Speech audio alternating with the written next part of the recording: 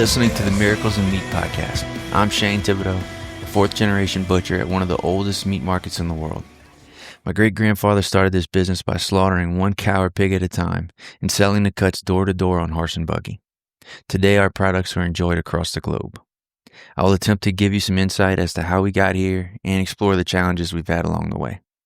At Bourgeois, our mission is to preserve our heritage generation after generation through legendary Cajun flavors and the development of relationships, not customers. Since 1891, Bourgeois has maintained age-old culinary traditions that fuel the South Louisiana lifestyle. Over the past 133 years, our Cajun products have gained global recognition, and for tens of thousands of folks around the world, the Bourgeois Cajun Lady logo is a symbol of home. Today, the fourth-generation butchers sit at the 9-foot maple block with loyal customers to discuss the adventures, skills, and passions that guide each of their legacies. These conversations will become priceless resources for future generations of any industry. This is our way of maintaining the spirit, purpose, and traditions of our lost arts in a world of change. 133 years, 4 generations. We're just getting started.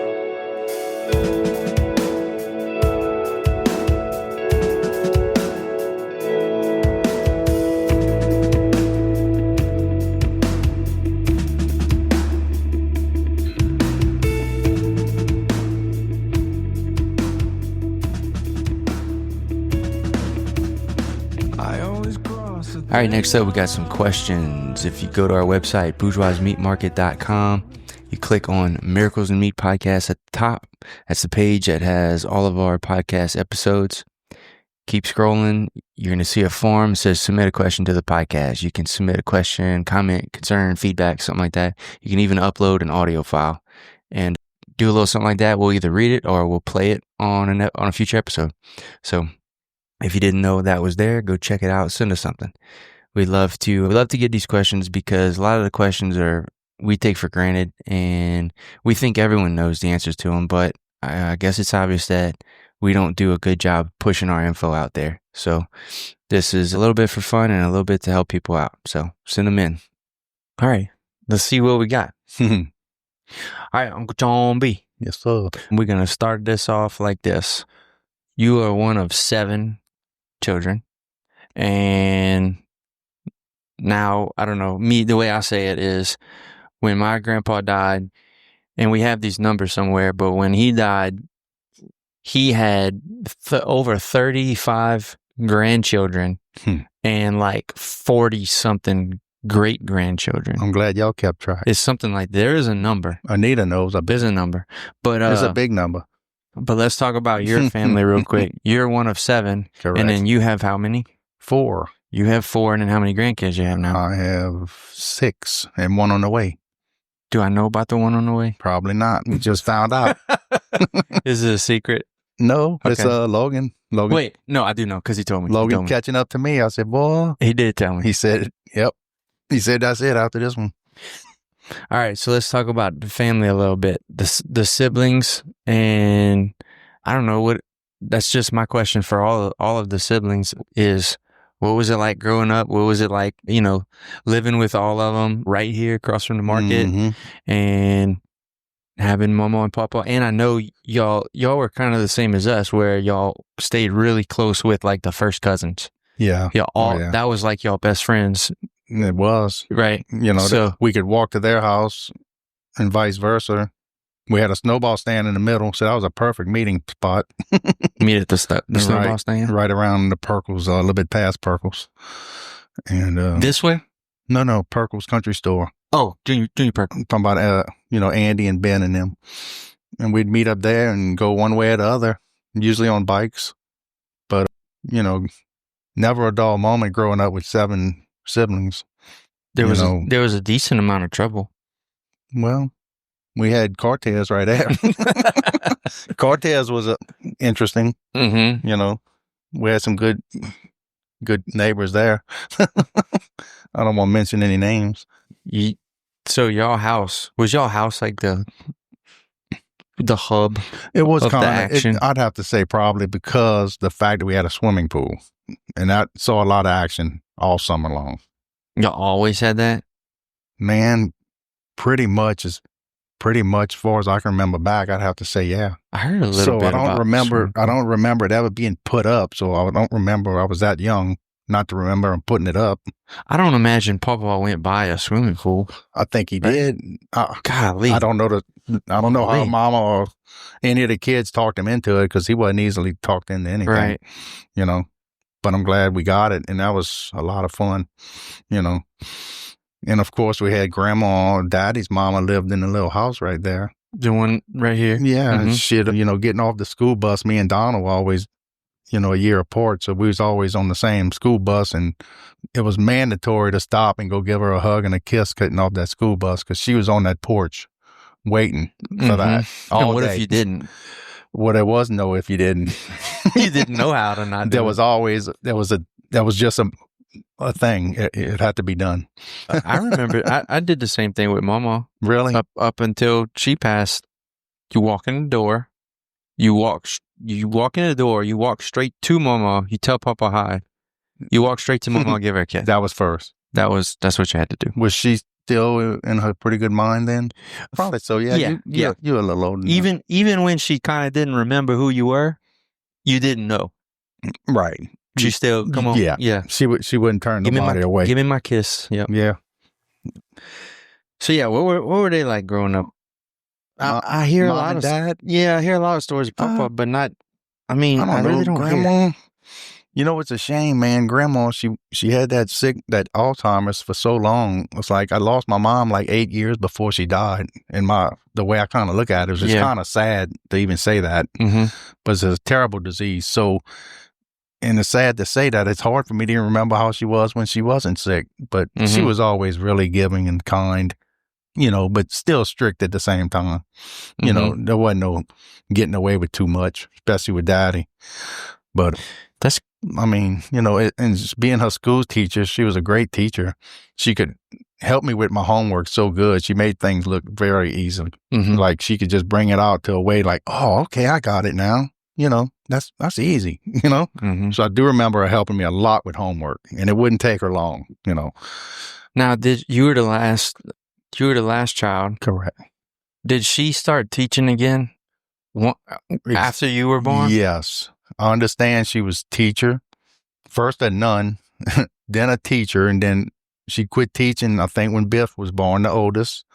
And, and she raised us. And once I went to first grade, she went right back at it and got she got her retirement. And that's a busy woman right there. Yeah. And had food on the table every single night, clothes, everything, And we had our chores, of course, but she carried most of it, Yeah. I don't know how she did. I think back at that, it's like, man, 7 kids, 1 bathroom, 2 bedroom. They added a 3 bedroom, and then they finally added a bathroom to their bedroom, which was just for them. But before then, it was the 1 bath for 8. I do remember. 8 people. Yeah, I remember the bathroom being built. So we went a while with 1 bathroom, and no air conditioning upstairs where we slept. We didn't sleep in air conditioning until we moved out. Unless you want to go downstairs and sleep on the sofa. And as I got older, I did that a few times because it started getting kind of unbearable. But it was, but I always say you can't miss what you never had. But when you go sleep over at your cousin's in a brick house with central air, you kind of start thinking, say, man, this is pretty nice. This is pretty nice. They must be rich. Golly. Yeah, couldn't imagine sleeping without air conditioning now. I know. I mean, I think it's a little harder now. We get 1 hurricane and everybody. Well, yeah. Everybody's we freaking freak out. Run for the hills, or you cranking up the generators. Yeah. And boy, we could do without that this year. But that's the one thing that's good about it is you kind of get to go back in time with kids, and yourself, like get to kind of get out of your comfort zone and figure out like, all right, we good. We got everything we need. We got food. Look at all this food we got. And you start eating out the freezer, so you don't throw it away. Way too much food. Got more food during the hurricane than when you don't. One thing I always say, it's a good way to get your freezers cleaned out. Then you start over. But speaking of siblings, today's 3 years Brian passed. I don't know if you knew that. Oh, I didn't even realize today's a 3-year anniversary. Yeah, old brother Brian. succumbed to cancer. But yeah. So miss him terribly, Mm-hmm. And Shane, I tell a lot of people I don't realize, and I never realized how much me and him did together. I mean, we did a lot for a long time, a lot forever. Yeah, I mean, for pretty much all the time. Yeah. I mean, me and Donald's close. Yeah, but me and Brian we had more in common, I think, and more into your adult years too. Oh yeah, yeah. We just like with the camp. We went to the camp. They were there, and Gregory was Logan and Blake's age, so it all just worked out like that. And now that he's gone, I'm like, man, what's going on here? Yeah, it's weird, man. It's weird, but yeah, miss him. So it's very weird. He was one. He was the middle. Donald above you, then Brian. No, it was Anita. So me the youngest, then Donald, then Anita, then Brian, then Nancy, Susan, and Bill. So he was dead in the middle. So next, I already talked to Mom about it. The others might not know, but we're gonna do and Susan and Aunt Nancy. Oh yeah, together. Great. And they each get one wine, one glass of wine, and we're gonna do it on the back porch out here, right at Nancy's house. That's gonna be great. Yeah. That's going to be a good one. And there's going to be no time limit.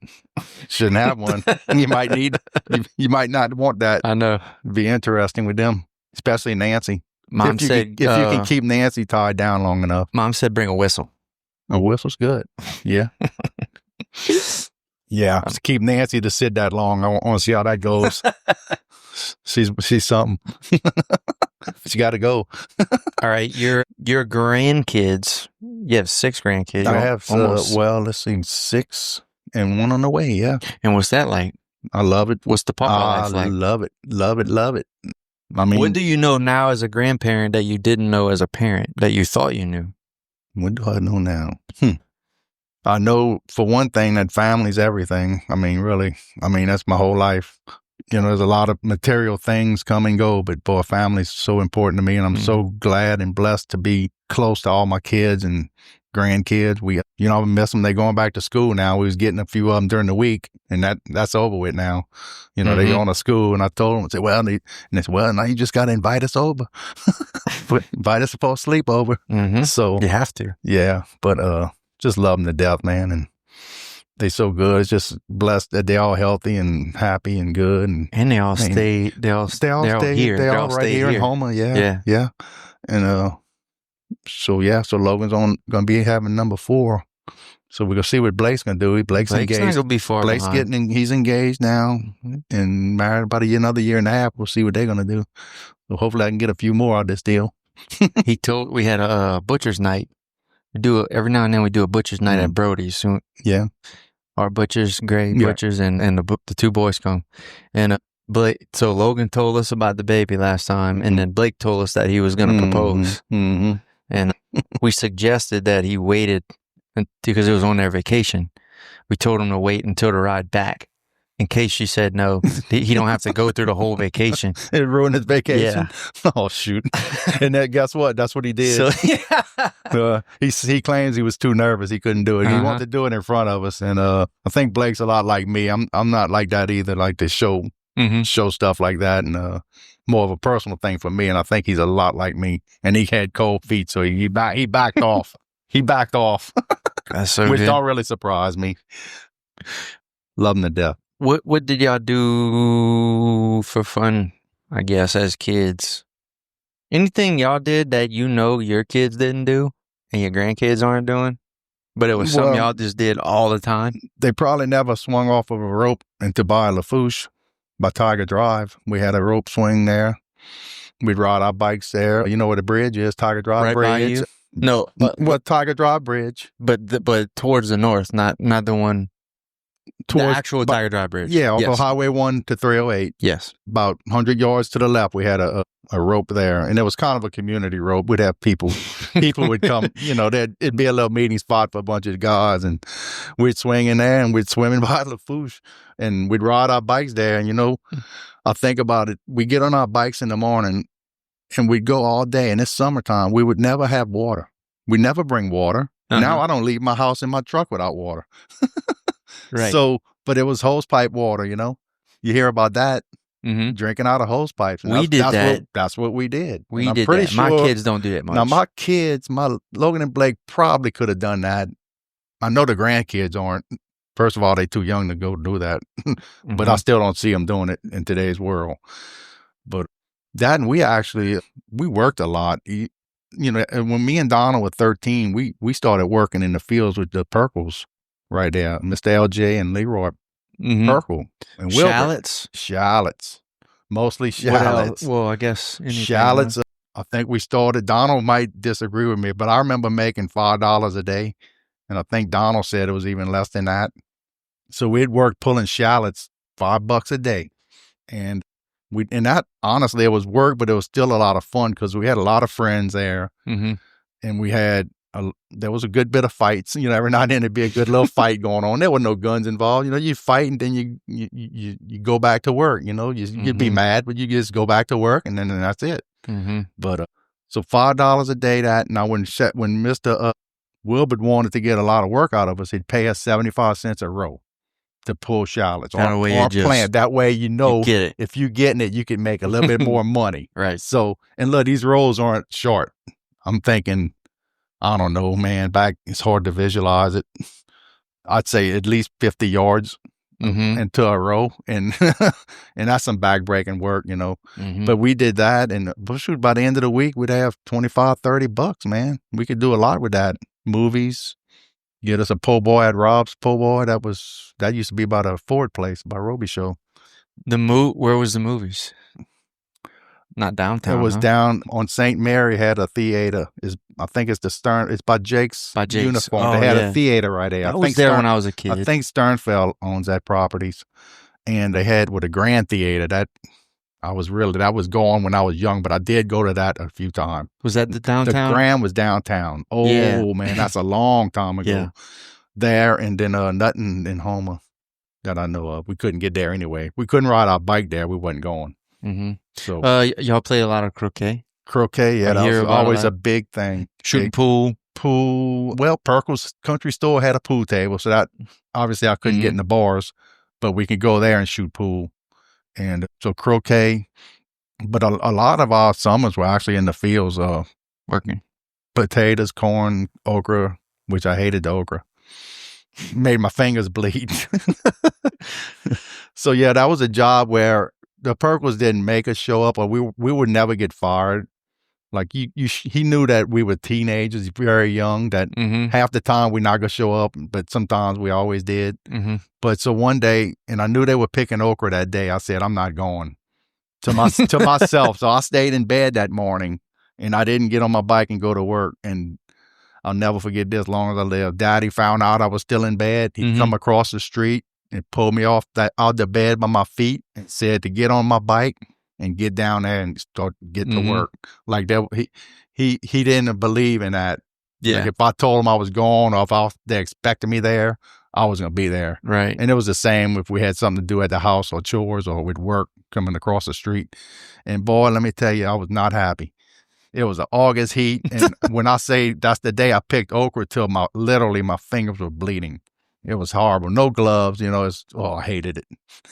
But guess what? I never stayed in bed again. Right. You know, I never stayed in bed again. And that was the same, you know, and I think back at childhood, we all had chores, you know, and ours was Mondays and Wednesdays were slaughter days. So that was hide days. We knew that. We knew we had cow hides to salt Mondays and Wednesdays. Always in the back of the barn? Always. The barn? Oh, yeah. Always there. Now, they say that, you know, that blue cement thing back there? Yes. It's still there. Now, that used to be for hides at one time, before my time. He would salt it, stick it in there. Stock them in there somehow. I guess he had to fold them because it wasn't big. Doesn't really seem practical. It was right there. That's where it was. It's never moved. That cement thing? Yeah. I think it's still there, huh? Did she pull it down? I think it's been gone for a while. But she might have pulled it out. Where I always remember it. I thought she kept it. I'm wondering if it never moved. I mean, eventually they started planting like some little flowers and stuff. He used to chip his golf balls into it. That was his target. Oh my God. So yeah, and then every night was clean the market, you know, after we eat though. You know. So what was the slaughtering like?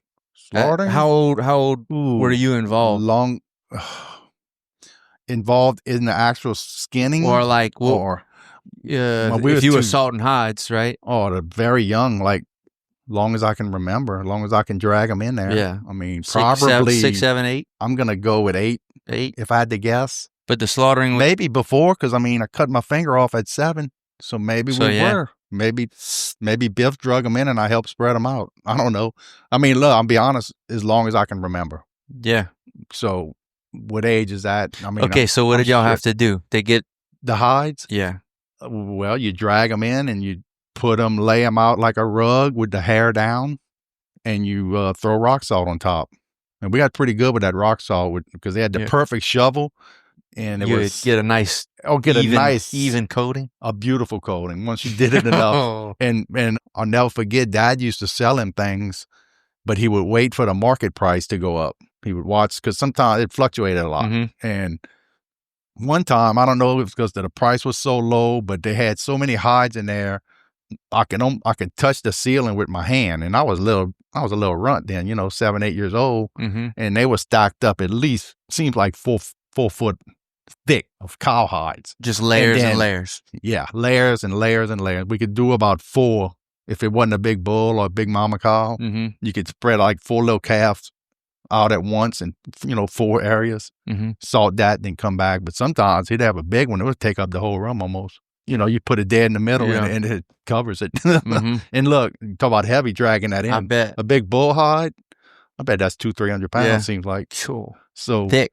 So he dumped them when he sold them. Man, he took us all to Chester's, Cypress and Donner, the fried chicken and frogs, and he would even take Uncle Harold and his crew. So it was all the cousins. Cool. So that was 10 of them, because they had 8 kids, and their mom and dad, and then we had 9. So that's 19 people.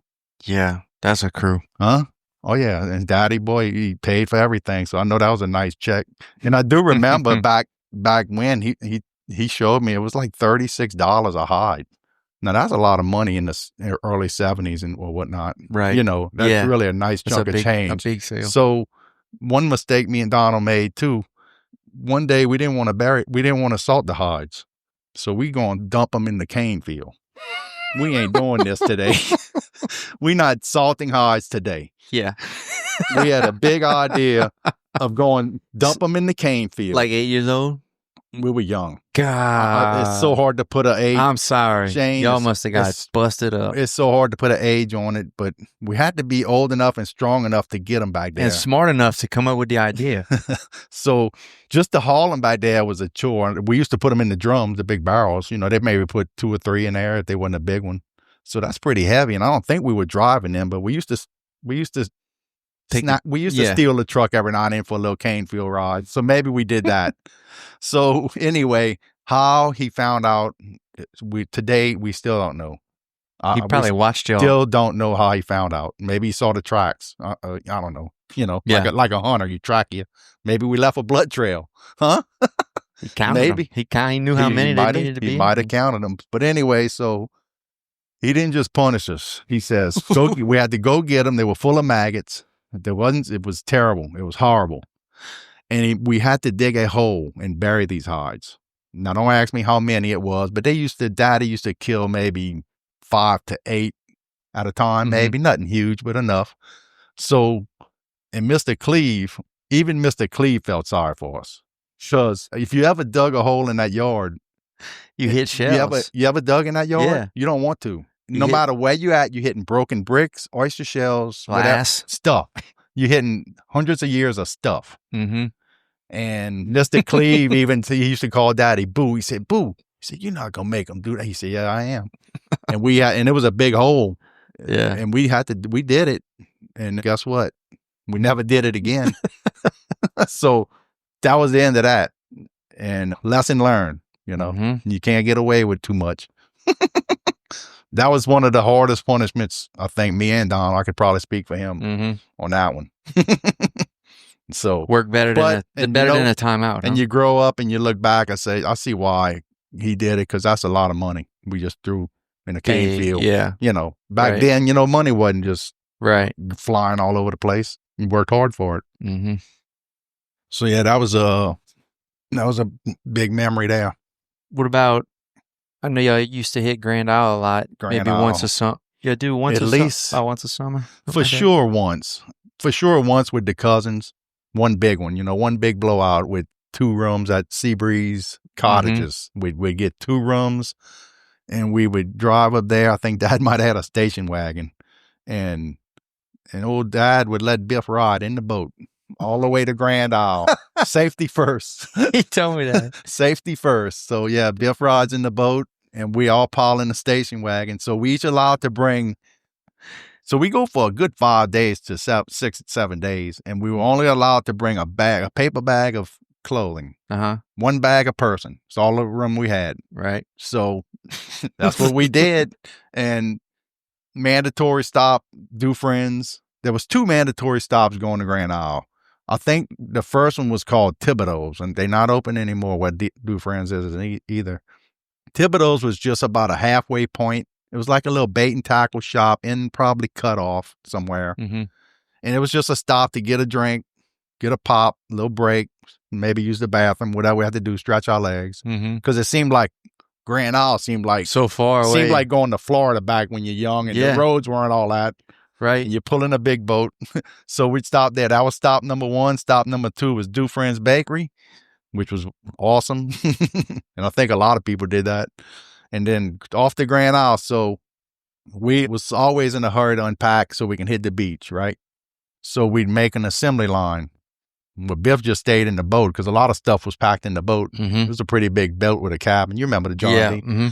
And so we'd assembly line, man, we'd unload so fast, it'll make your head spin. And boy, as soon as that's done, his swimsuits on and we out. We gone. Hit the beach. We gone.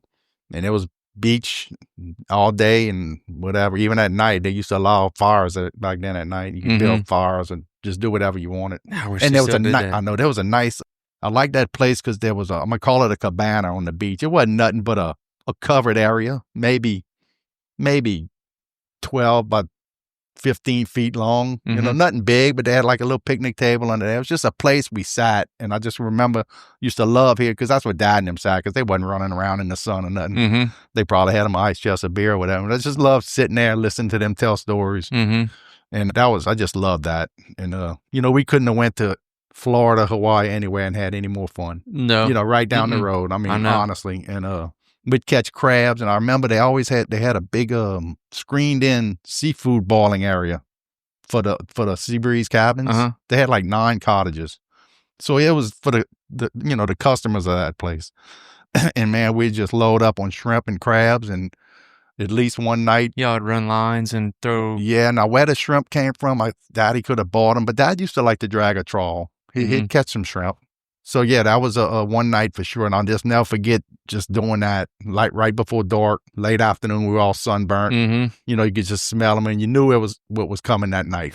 We knew what was coming that night. I said, boy, look, that was just great. But never forget just the smell of that, and just all the cousins, and it was just perfect. Just the time passed. I'd love to go back to that time one more time. Grand Isle's such a cool place. It is. And they just get destroyed. They get beat up every year, and then it's just better the next year. They build it back better, and the price goes up every year. It's just, yeah. They build it back better, and the prices go up. Yeah. But it's super nice right now. It's awesome. It's beautiful.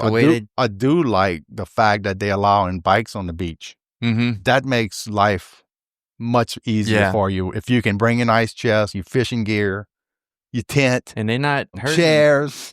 And I'm sure they pay. I don't know what it costs. I know it ain't free. I know you need permits. Yeah, permit on every bike that goes on. I don't know what it's cost, but I know this year was like record numbers of bikes on honestly, the beach. that would be a big reason I would go back there. Yeah. Even if I ever would own a camp, that would be a big plus. But because hauling all of that to a beach is a lot of work. Yeah. And now I'm getting older. It's a work I don't want no part of. Yeah. But they do make some nice little tents now. Logan and Blake got some, like, instead of the big 10 by 10 tents, these are like little stretchy things that you can fit them in a little bitty pouch. And you take the 4 legs, you fill them with sand. They got little pouches, you just throw sand in them, and they're real stretchy. Okay. 4 poles with a little ball on top, and within 5 minutes, not even 5 minutes, your tent's up and it don't weigh 2 pounds. So those are really nice. They brought them to Florida this year. Yeah, I remember making a few trips to Grand Isle as a kid, but not a whole lot. I don't have like a bunch of with who?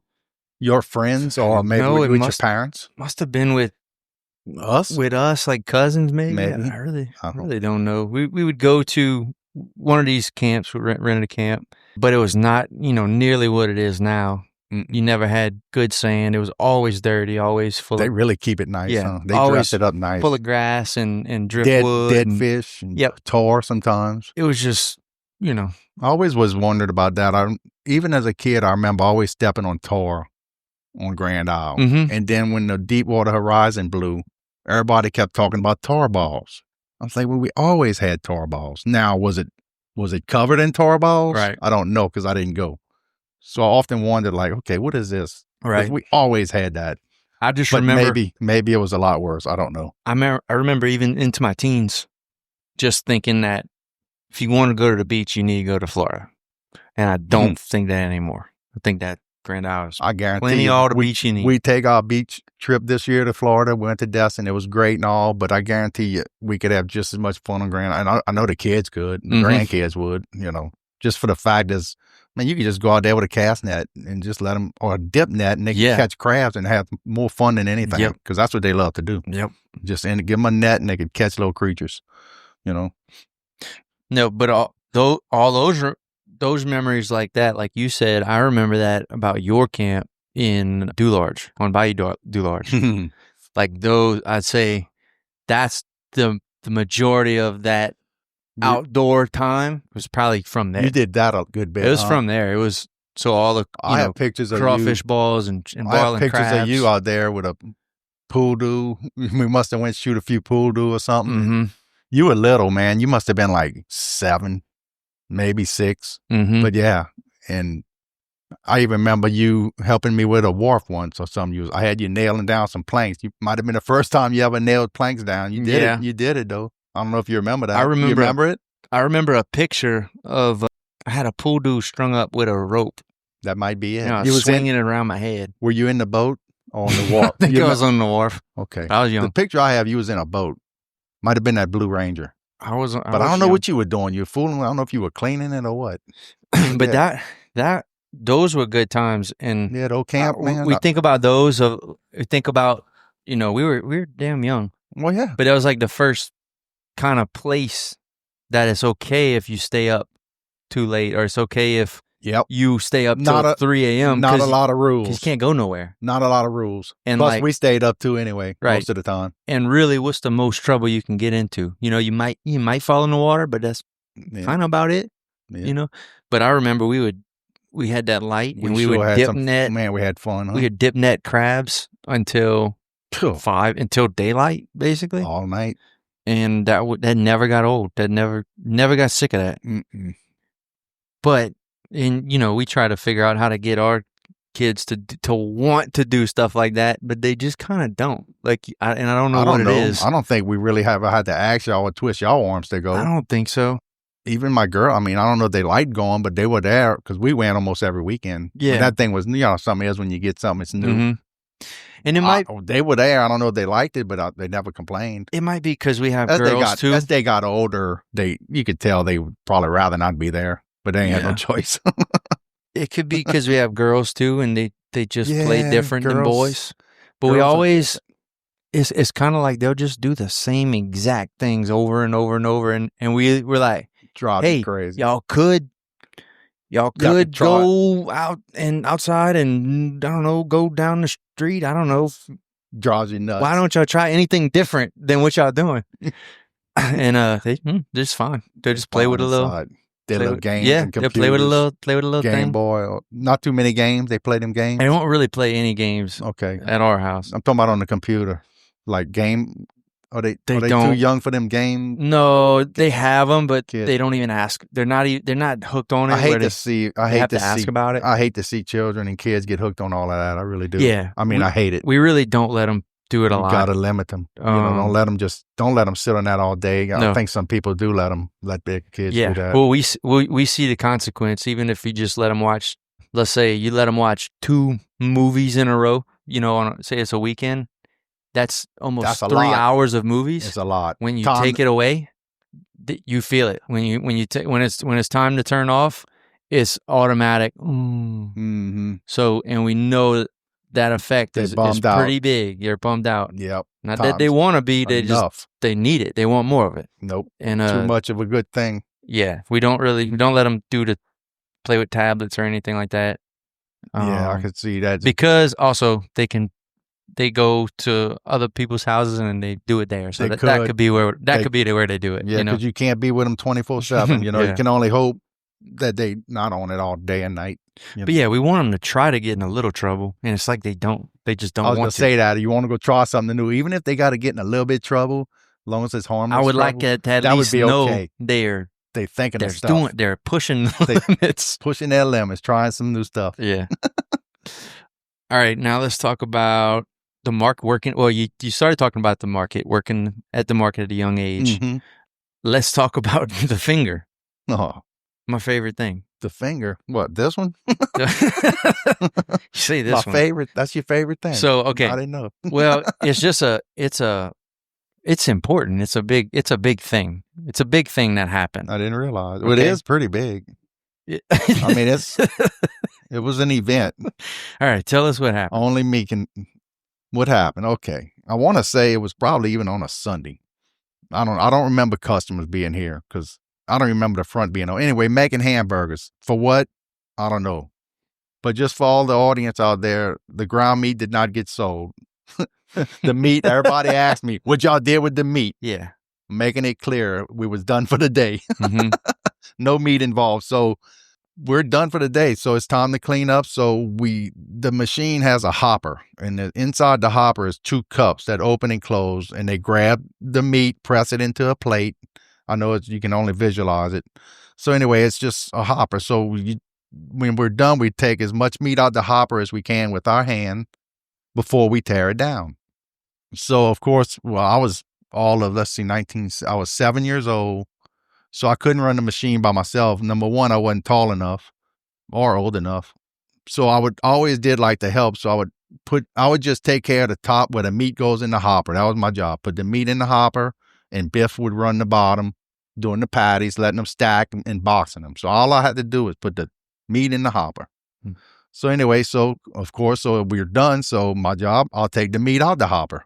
So I'm cleaning it out. Well, the story is, and with Biff, he said, and I don't doubt him, hey, watch y'all hands, which I ain't doubting he said that, but I didn't hear it. And he hits the switch, and the rest is history. Yeah. It didn't clean cut. It pinched it off. It smashed smashed it to smithereens. Now, Shane, you know the machine. The people listening to this don't, but think about a 7-year-old's hand, the size of a hand or his finger. Right. How it just got the tip of my finger and not my whole hand.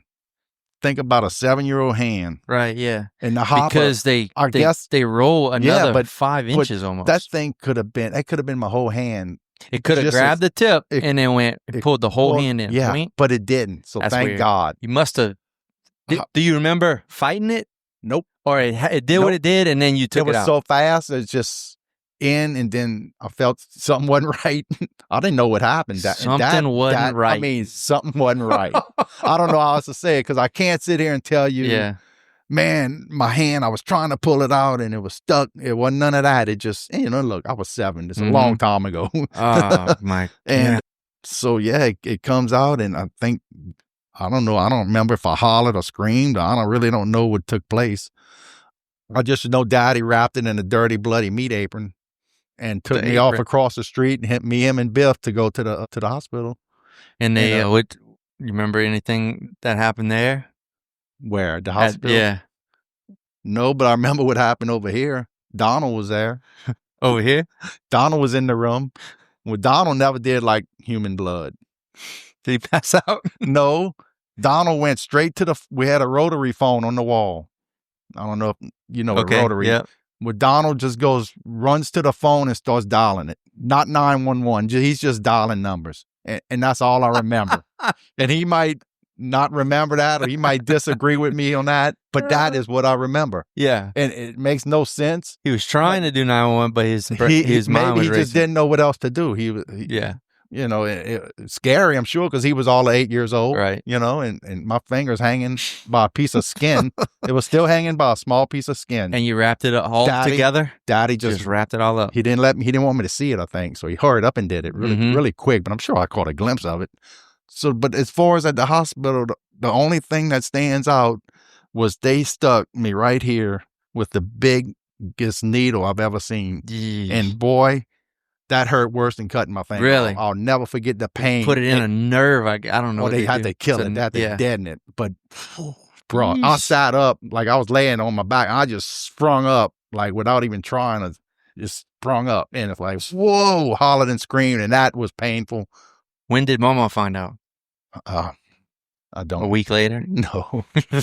I don't know if she knew Daddy even took me to the hospital or not. I really honestly don't. I honestly don't know.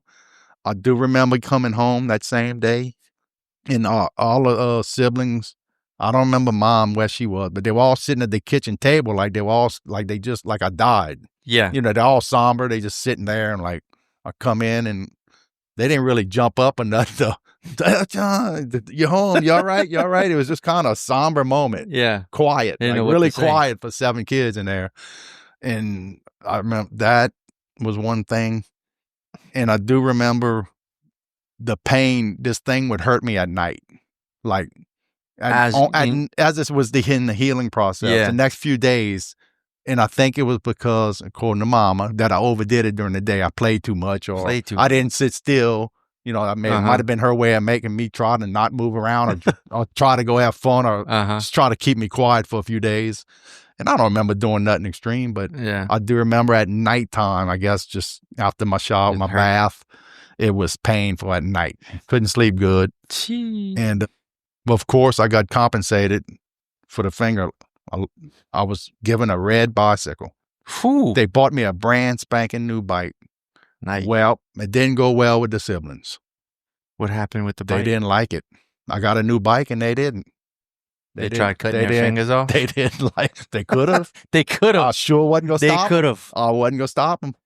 They didn't try everything. They wasn't excited about the new bike for me. Guess they were glad I was okay, but they didn't like me getting a new bike at all. It wasn't fair. God. You gotta be careful the way you compensate, you know? Well, I never would have thought that. I bet Daddy probably didn't either. Dang. I might have set him back a few bucks. So look, before we get off that subject, I always tease Daddy later in life as the years went by. And, you know, I said, Dad, I said, yeah, if we'd ever get on the subject of my finger, I said, yeah, Dad, you'd be in a lot of trouble today if that happened again. Yeah, what you mean? I said, that's child labor. Child labor. Man, workman's comp would have been all over you, huh? You know, that's just back then. That's just the way it was. You helped out. That's the way it should be today. I think it should still be like that. Yep. You know, I mean, it's your business, your kids. That's not what. So yeah, but we used to get a kick out of that, Dad. You know, but I had to stick him with that every now and then, just to remind him. All right, what else do you remember working with Pawpaw? What was he like to work with? You know, when I finally got into the business, you know, like full time, I didn't really work with him that much. That's what I was going to ask. He's probably on a task. Here's your task. He was getting older. He would come in the morning for an hour or two, and he would leave, go play golf or whatever he did, and then he'd come back at 4 or 5 o'clock, grab his money and run. So I didn't work with him a whole lot. Now, Mr. Cleve, yeah. But really, honestly, working with Dad a little bit, but nothing that stands out a whole lot. Because he really wasn't here a lot. Who really taught you? I'm going to go with Mr. Cleve. Cleve taught you a lot? Oh, yeah. Oh, yeah. And look, you know, for a man that was an employee, that had no ownership in his business, he cared. He cared about what you did. And I think that's why everyone knows his name. And if you made if you made a bad cut or wasted a piece of end cut of a ribeye or your angle's off, you will hear about it. Yeah. You're going to hear about it. Yeah. And he didn't like it. And look, talk about, and I was a little scared of him. Not say scared of him where he would beat me up, respected him. Yeah. And I knew he was right because I could see what I did, and it ain't that easy all the time. Right. Especially on them sirloins and that end of the loin. He had that thing that. And ribeyes, with the price of ribeyes, he knew they were expensive. And he'd go throw it on the scale. He said, look at you. Look what you did. And he'd tell me how much I lost. And he was right. I couldn't argue with the man. Yeah. So, Mr. Cleve was my teacher more than anybody, I would say. But I remember working with Daddy in the skinning, in the slaughterhouse. Now, he could skin some cattle. Him and Cleve. But Daddy was really he slung that knife pretty good, like fast. And he'd make long, he'd make long swipes on them sides. And that was fun to watch. Cleve always was the splitter. He'd always cut them in half. Now, that's one thing I didn't have to do a lot of because of Mr. Cleve. That was just his job. Thing. It was just what he did. So I never mastered that. I did a few, but it's very easy to screw them up, because you go off that center, you messing up T-bones and ribeyes. It's not easy. It ain't good. It ain't easy. Especially with that bulky, you remember the saw? No. The splitting saw? No. That thing was huge. And I look now, what they're using now is basically a souped up, what is a saw? I call it a sawzall, but it's like a a reciprocating. What's the reciprocating saw? It's like one of them souped up with a meat bone blade, and I could see that being a lot easier. But this thing we had was hanging off the ceiling on a cable with a counterweight pulleys, like only my dad could make. So it was counterweight. It really worked all right. That's how they do it in the big shops now. Way too bulky, in my opinion, for me to get used to anyway. Yeah. Mr. Cleve, man, he had to do. But he could skin some cattle. But as far as like working with him, I can't really remember a whole lot. Was Uncle Biff still here? No. By the time you were kind of full time? No. Biff had found his. I don't know if Dad didn't have to let him go at one point. I think it got really slow, and Dad had to. He hated to do it. He didn't have nothing for him to do. And so the way it all worked out, I think, people often ask me, how did me and Donald end up with the business? It kind of fell on us because if you think about it, Biff had his career. Well, unfortunately, he had to go find something else when Dad let him go. And Brian had his thing with the mechanic work. And, and the girls was they didn't really, the girls wasn't really wanting that. I don't even think he probably didn't even offer it to them. So, I mean, I was at the age where I'm getting out of high school, and Dad's about to retire. He's, he's done. So he sat me and Donald down and said, look, I got about another 2 years, and, laid it out for us. And pretty much right then and there is how it happened. And I was all of 20, I might be wrong with this. I want to say I was 21 years old. 21, 1983. I was about 21. Is that what you wanted before he offered it? I never thought. I never even thought. Really put it together. Not really. I never put it together. And like I said, that age, you don't think of your dad ever retiring. I was like, well, he is 60 something. One day, you don't think about that when you're 20 years old. How old your dad is? When's your dad gonna retire? I never thought of anything like that. Right. Until he sat us down. I was like, oh shoot, this is real.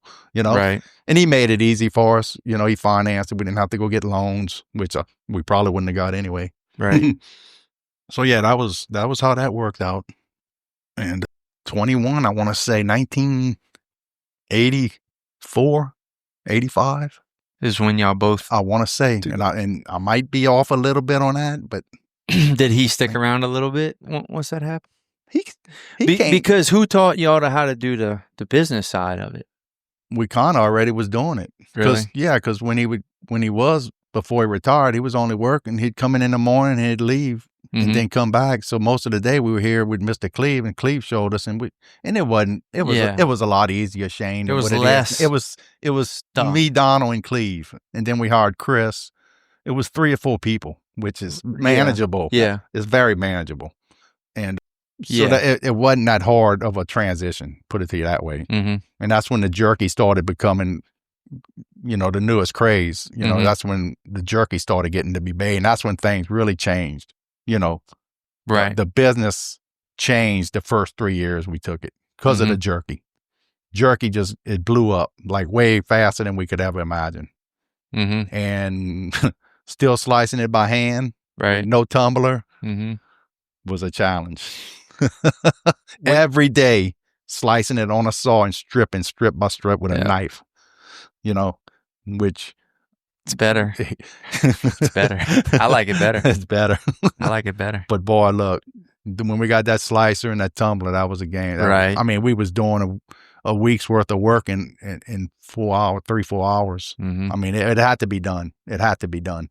I mean, because every day, slicing that every day. Sometimes you start 8 in the morning and you don't finish till 3:30, 4 in the afternoon because the front's so busy. You can't. You go make a few cuts and you got to stop. Yeah. Make a few cuts, stop. It was Right. It was challenging. So that was a big, caught us unexpectedly anyway, in a good way. What was that? What was it like with because Mr. Cleve had been here for so long. So what was it like? Now y'all own the place and y'all are 20. And Mr. Cleve's how old? He's 60 something. He's up there in the late 50s, 60s. Yeah. I felt like he was still my boss. I know. I would never not do what he would ask me to do. Right. And he could ask me anything to do. Even though he never really did that, but yeah, we all worked together, and honestly, I respected him like my dad. Yeah. Really, there's no way I would ever talk back to him, and I would, we got along. Yeah. We did what we had to do. Love that man. He was a hard worker, but boy, he was a gentle giant, big man, but gentle. He used to weigh all the grandbabies. He probably weighed you. There's no doubt in my mind he weighed you. That's cool. A lot of people know. I wonder if we got any pictures of that. Probably not. There's somewhere. We Pictures started of him weighing babies. We started. Y'all still weigh any? We still weigh them. Really? And I didn't know that. we've been taking, try to take a picture, but I've been making I made a certificate, like an official for each kid, official butcher's weight certificate signed by whoever weighs them. I'd have to see that. And I've been mailing it to them to their house. That's something to keep for sure. So if we can keep up with that, I like it. That's a good tradition. I always thought that was good. Yeah, my vision for it is I want it to stay a family thing for sure, but I want to get to where we got a customer, 20-year customer. They come in with their grandbaby and say, "I want you to weigh my grandbaby." That could be done. That's cool, and I want to keep that. And I think that's good. Yeah, make them a little official. You don't get your weight until get your official weight. Official. So when people ask, they certified say, scales. I want people to say, "Well, at the hospital it was 7 pounds, but at the meat market it was 8.5 because we did it too." So okay, and then talked about Papa, Mr. Cleve, working with brothers. So at this time, I guess it would only be Uncle Donald. Me and Donald, yeah. I never worked with Brian. Never worked with Brian. That's what's confusing to me is I would assumed there should have been a time period where y'all were all a right age to be working. No, I don't know what happened with the gap between Biff and Brian. Now the girls, Daddy kind of made me work here. Mm-hmm. If I didn't have a job or whatever, because what happened, after high school, I went to work with Biff at the paint store, and I wrecked the truck. I lost my job. Long story short, so I'm at home with nothing to do. I was just coming across the street now. I'm coming over here because I wasn't college material. Mm-hmm. I knew I wasn't doing that, so I just kind of kept coming across the street and just stayed, and I was it. Yeah. So what happened between Biff to Brian to Donald, I don't know. I know Brian, but Brian went straight to Votech to get his mechanical degree, a trade school. Mm-hmm. Yeah, trade school. So he had that already going on, and I don't know, maybe he didn't have interest in it, or maybe it just passed by the wayside, Right. And then Donald was going to college, and he was working here in between college, which made sense. Mm-hmm. And then me, it just kind of fell in when I lost my job. Okay, well, I guess I'm going to go across the street and help over there. And that's kind of how it ended up. And it was still it was Cleve, Pawpaw, and me and you Donald. and Donald. That's it. And then y'all hired Chris was the next hire? Chris was the next hire. And Chris worked there until I came back. Long time. Which was in man, I don't know. After I left in 13. It'd be 20 years this year I left. 05. Okay. 05, Katrina. Year of Katrina. Yeah. Busiest year I think we ever had. So, okay, so you, Uncle Donald, Cleve died. And Chris. It was manageable because we weren't, like I said, the jerky was the time-consuming thing. We weren't doing that. Dad didn't want no part of it. Mm-hmm. We was doing it behind his back, the little bit we did do. And so we'd kill a few cattle. We'd cut them up during the week, made our boudin, hog-head cheese, made the sausage, and other than that, just handle the front. Mm-hmm. Nothing that took a whole lot of time. Right. So it wasn't bad. But until Dad left and we started on that jerky full steam ahead is when we needed hands. Then you started just getting part-timers? Or No, I ain't saying we didn't get any. Now you're pushing my memory. Yeah. I remember Chris. I remember the main ones, I guess, because they stayed so long. Chris. And I don't know if Calvin came before Kathy and Karen. I want to say Kathy and Karen came before Calvin. I might be wrong. Donald might remember better. But anyway, it was them, then Calvin, Hugh, and of course, that was some great, good long-term employees for sure. And Jenny. Yeah, Jenny was here when I was here, and Calvin. And another good one, Erin Shaw. She stayed a few years. She was a real good hand. And yeah, so those were good. And I honestly don't remember a whole lot of part-timers. I know we did have a few though. Yeah, we did have a couple. I'm not gonna name the names, but they stayed a little while. Yeah. And then you and Uncle Donald working together, what was that like? And y'all were 20. We were young. It was good. We got along good for the most part, but as the years went by, you start butting heads like brothers do, but nothing to where we wanted to kill each other. Yeah. You know what I mean? Like some brothers I know want to absolutely kill each other, but we worked together 18 years, pretty darn good. Not too many bad.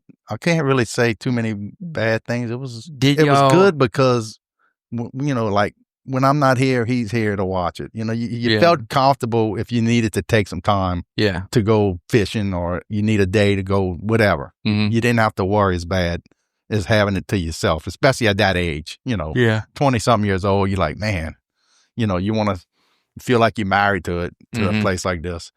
So that was a good thing. Did y'all have here's what you handle, here's what I handle? Donald, being he went to college and all, he was pretty good at the business side of things, the books. Or we always had an accountant, but he was a little swifter on the business decisions, maybe some of the things that I didn't know. Now, is that something that Pawpaw helped y'all even like with any of that, or he just threw us under the bus? Sure. He's just here it is. He didn't advise us nothing out. He would never tell us anything not, but if we would ask him, he would give us his opinion. But he would never come up to us and tell us what we should be doing or nothing. He let us do it our way and without butting in ever. That I ever remember him butting in. Now, I'm sure if we'd have done something really, really stupid, he'd have had to. But so apparently we didn't do nothing too stupid. But yeah. Any other characters you remember back then? I hear stories of like Raymond. I hear stories of Raymond a little. I never worked with him, of course, but I do remember him. I mean, Raymond and Cleve, it's two of the same to me. I mean, they laugh and light up a room. But he was a character. But like I said, very young, didn't know him that well. He would come by in his later years and come visit, and he'd come hang out here for a day or two. So other than that, I really didn't know him that good. But he passed away. Where they all going now. Characters, well. Any customers that just come back from war and just any wild ones? Wild customers? Put me on the spot. I can't think of none right now. I know we had them. And we might still have them. Probably. It might still be coming. And now all of Mr. Clee's family They come regularly. Y'all still see them? The grandkids that come. Probably wouldn't know the grandkids. I know 2 of his kids, 3 I think, are actually going, but the 2 I knew was Bucci, Coach, has passed away I say recently, and then the other one that's Donald's age, Clifford, he passed away young. So I don't know what happened to him or Bucci. We called him Bucci. To this day, I don't really know. Yeah, if that I don't really. His name was Cleveland. That's right, named after his dad. He was the coach at Ellendale. Yeah. So, but his wife Linda always came here. She probably still comes here. She still comes, and her daughter. I know her a little bit. Not as far as Cleve's other kids, Bonita and there's a Hilton. I hadn't seen none of them. Haven't seen them. I know Miss Sal's still living. She's probably in her 90s now. Yeah, but no, she ain't getting around too much. Would you know her? Do you even know her? Maybe if I seen her face. Yeah, man, I couldn't see her getting around too much no more. One of the things I have to hit on is back to slaughtering was y'all dog Rip. Rip was a big part of our life. Y'all got some Rip stories. Whoa, Rip. Do I? And it's hard to imagine that dog. It's hard to believe, first of all, how none of us got maimed by our own dog because we tortured him.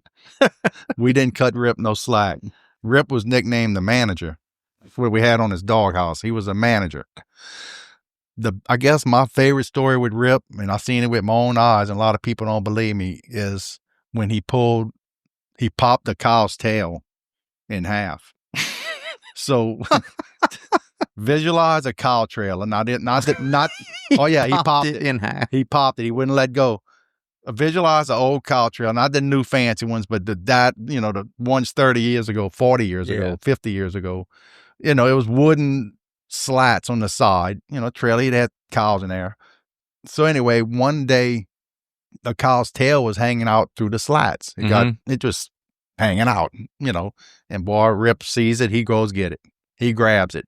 So he puts his 2 paws up on the trailer, on the wood. He got the cow's tail in his mouth, and that cow's trying to get his tail back. Yeah. He wants his tail back. Wants to keep it. So he's pulling through the trailer, and Rip's nose and face would get smashed up in between the wood plank, in between the planks. And it would just smash, and then he would give everything, and he'd start jerking, and he'd finally get his front legs locked straight. So now he's winning. So now it's Rip winning. So he got it for a little while. Then he wears out, and the cow takes over, and he pulls back to where Rip's face gets smashed again. And this went on, Shane. I have no idea how long. Long enough for us to go get water, a hose pipe, and we tried to put it in his nose and turn the water on to get anything to get him to turn loose. Right. We didn't have what's known as, I know a lot of them use the breaking bars, I think, for pit bulls. Open them out. Might be people who fight their dogs. It's a little breaking tool. We never had one. Didn't know nothing about them. So we just trying to get Rip to let go. And he wouldn't. He never did. So this went on, and he'd win. He'd finally be able to get some on the cow, and he'd lock his legs for a while, and then the cow, it went back and forth, man. It was just hilarious. And lo and behold, man, next thing you know, this tail, it parts in half. Just right in the middle. It popped. Separated. About a little bit lower. No, I didn't pull it out his butt. Nothing like that. It popped like right at the bottom where about, you know how it gets real hairy at the bottom. It popped down there. So he had him an oxtail. So he ran around. He was just as happy as could be. So we let him keep that as a present. A little trophy. And look, what some exciting times too. You want to talk about growing up here with the slaughterhouse. I mean, a big time was when a cow would get loose. Every now and then we'd have an escaped cow. It would break the pin? Most of the time we were either unloading the trailer, having cattle get dropped off. Mm-hmm. We wouldn't get it. We wouldn't get the trailer perfect, tight enough, and they would. Man, it's usually always the meanest mama cow to us. I've seen always it was a bad cow, not a bull. Usually a mama cow, and they mean. And man, every time that happened, the whole house erupts. Man, everybody's jumping up. Get the dog. We get in the truck with Dad, man. 9 out of 10 times they'd end up in Devil Swamp. Don't ask me why. They would cross right here. and go around back of Johnson Ridge. And they'd end up in Acadia Woods or in the swamp back there. And most of the times, we couldn't get them. Never had a horse, right? No. Dad never had a horse. Most of the times, we never get them. But we did have Gene Clemon. You asked about you asked about characters earlier. Gene was a character, and anybody who knows Gene Clemon knows what I'm talking about. He was on call. He was the cowboy.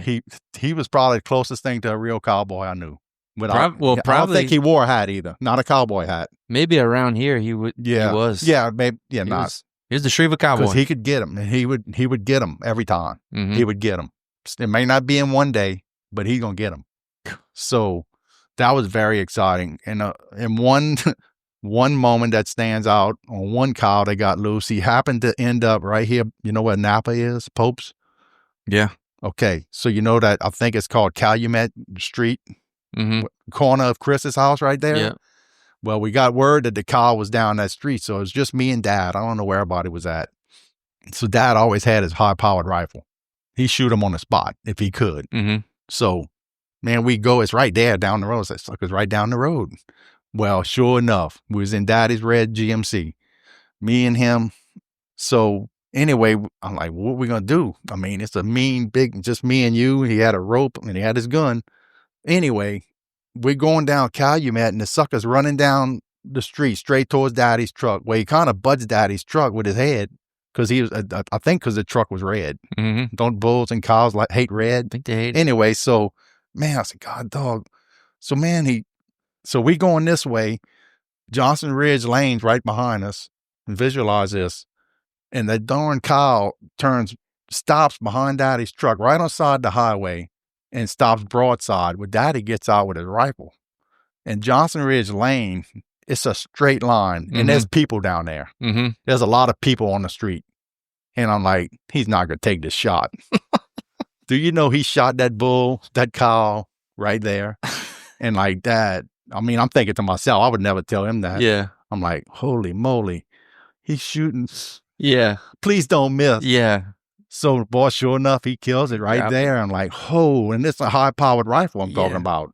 And I'm like, I don't think I'd have done that. And I'm thinking to myself, not a good idea, Dad, but he sure did it.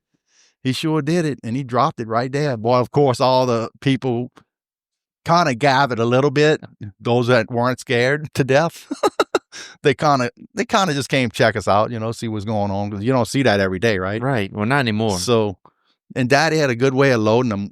We had to come back and get the trailer and a rope, which he probably already had. But anyway, he had a way of tying the cow and putting a rope around a tree and using the truck to load it. You have to lift it a little bit and he didn't have a winch, which he should have had.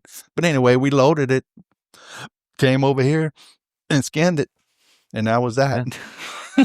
But I wouldn't have took that shot. I don't think I'd have took that shot. But I think he thought he said he probably said this is his last chance probably to get that mean. Boy, that was a mean one. Yeah. Ooh, it was mean. But yeah, that's a memory I'll never forget. And it was just me and him there, man. Nobody else. Any stories of going to the auction? Not really stories that I can stand out and say what happened, but every now and then they'd get one that would almost kind of get loose. They'll jump over those cages and they'll get loose. It only happened once or twice while I was there. That clears out the customers pretty quick.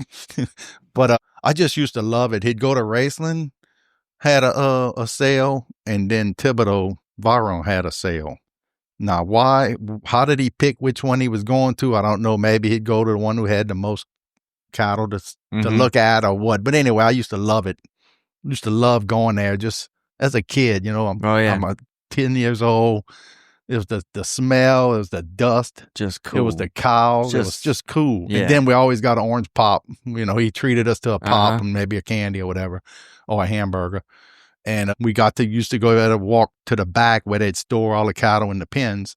They had a walkway you could walk, and you kind of elevated. You're on top of everything. So you could see down. You could see what all the guys are doing, moving the cow. I just thought it was cool. Oh, yeah. It's just the smell, cows. Cowboy stuff. This cowboy smell. It was I just thought it was. That is cool. And to me, smelling that, growing up smelling, doing the hides and being around cattle, to me, that never even stunk. Like, oh, that stinks. But to me, it just was part of what we did. Yeah. It just smelled what it smelled. It like didn't never really bother me at all. Yeah. But that was a great time, man. Going to the sale, and then we'd always load up. Daddy would buy 5-6 head, whatever you think he needed for the week. And after the sale, we'd ride the trailer around, load them up, and come on home.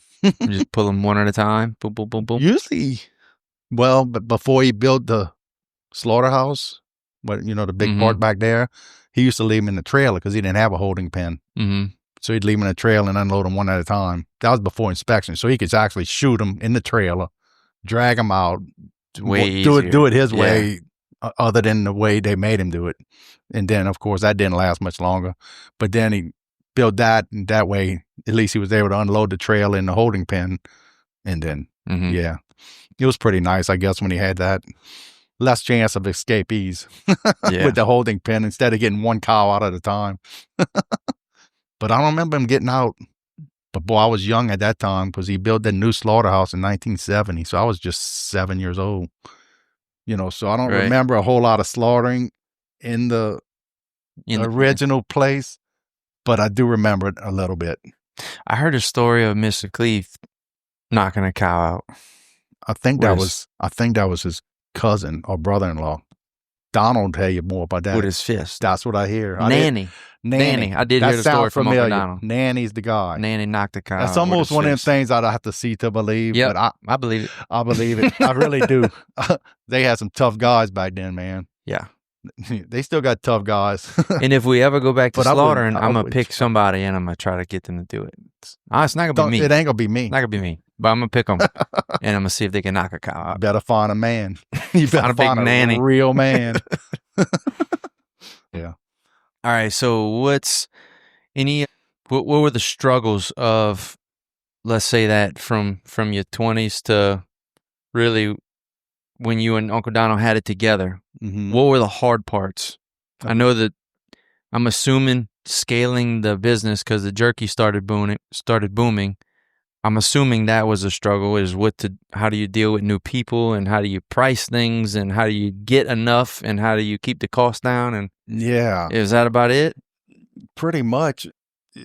As far as like price, man, and that's one thing I got to give Donald credit for. He always did price things out pretty good. Well, I was a little more conservative, always kind of scared to go up. He would get it where it needed to be when I wouldn't. When I would have probably left it alone, he would get it where it needed to be, I think. Mm-hmm. But the struggles, the struggles were of this small, once the jerky took off and things, we were busy, man. We was moving some stuff. The small building, it was busting out the seams. I think y'all probably felt it. Well, I don't know when you came in here. Was this built? This new area was here? Yeah. Imagine without that. It was tiny. And, you had calves hanging back there. You had 3 pallets of jerky meat and the pork. So it was, I don't know, I think I'm a little claustrophobic sometimes because I felt closed in. Like I still feel like that today sometimes. I just always thought, man, to have enough room to expand. Mm-hmm. And of course, when I left in 2005, we had just bought this property because of the hurricane is when we picked up the property next door. So he's talking about where the left side of the building, the north side of the building. Right. That was whole parking, this whole rock slab. There was an old house and it was really a jungle right there. It was a hermit lived in there and actually he died in there. And we didn't find him, but we suspected he was in there because his mail was piling up and we called someone to come check on him, cops, the police. Anyway, he passed in his house and I guess, it takes time to whatever. He didn't have much family, but we ended up buying it.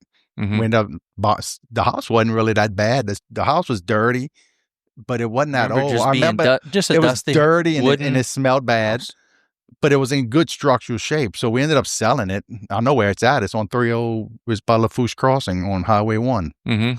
I know exactly where it's at. Anyway, so now we had the parking lot, but that's exactly the time I left the business.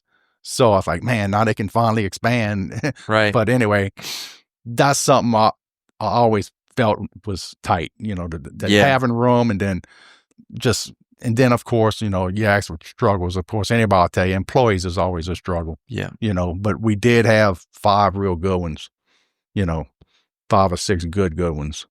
And that's kind of all we needed because we really didn't have room for many more people. But yeah, when you walk in the door, so the way it was then was when you walk in, this was the wall. This other door. I mean, actually, it was the next one. Oh, that's true. Y'all have another office right there. Yeah, so it was actually even with the door. The door that you enter right now in the old market, there's a little partial wall to the right of you that this all did not exist. None of this here. Where the burrito box is, none of that was here. Yep. And I think that must have given Donald some breathing room. I was glad to see when he did that. I said, well, boy, he needed that. Really did.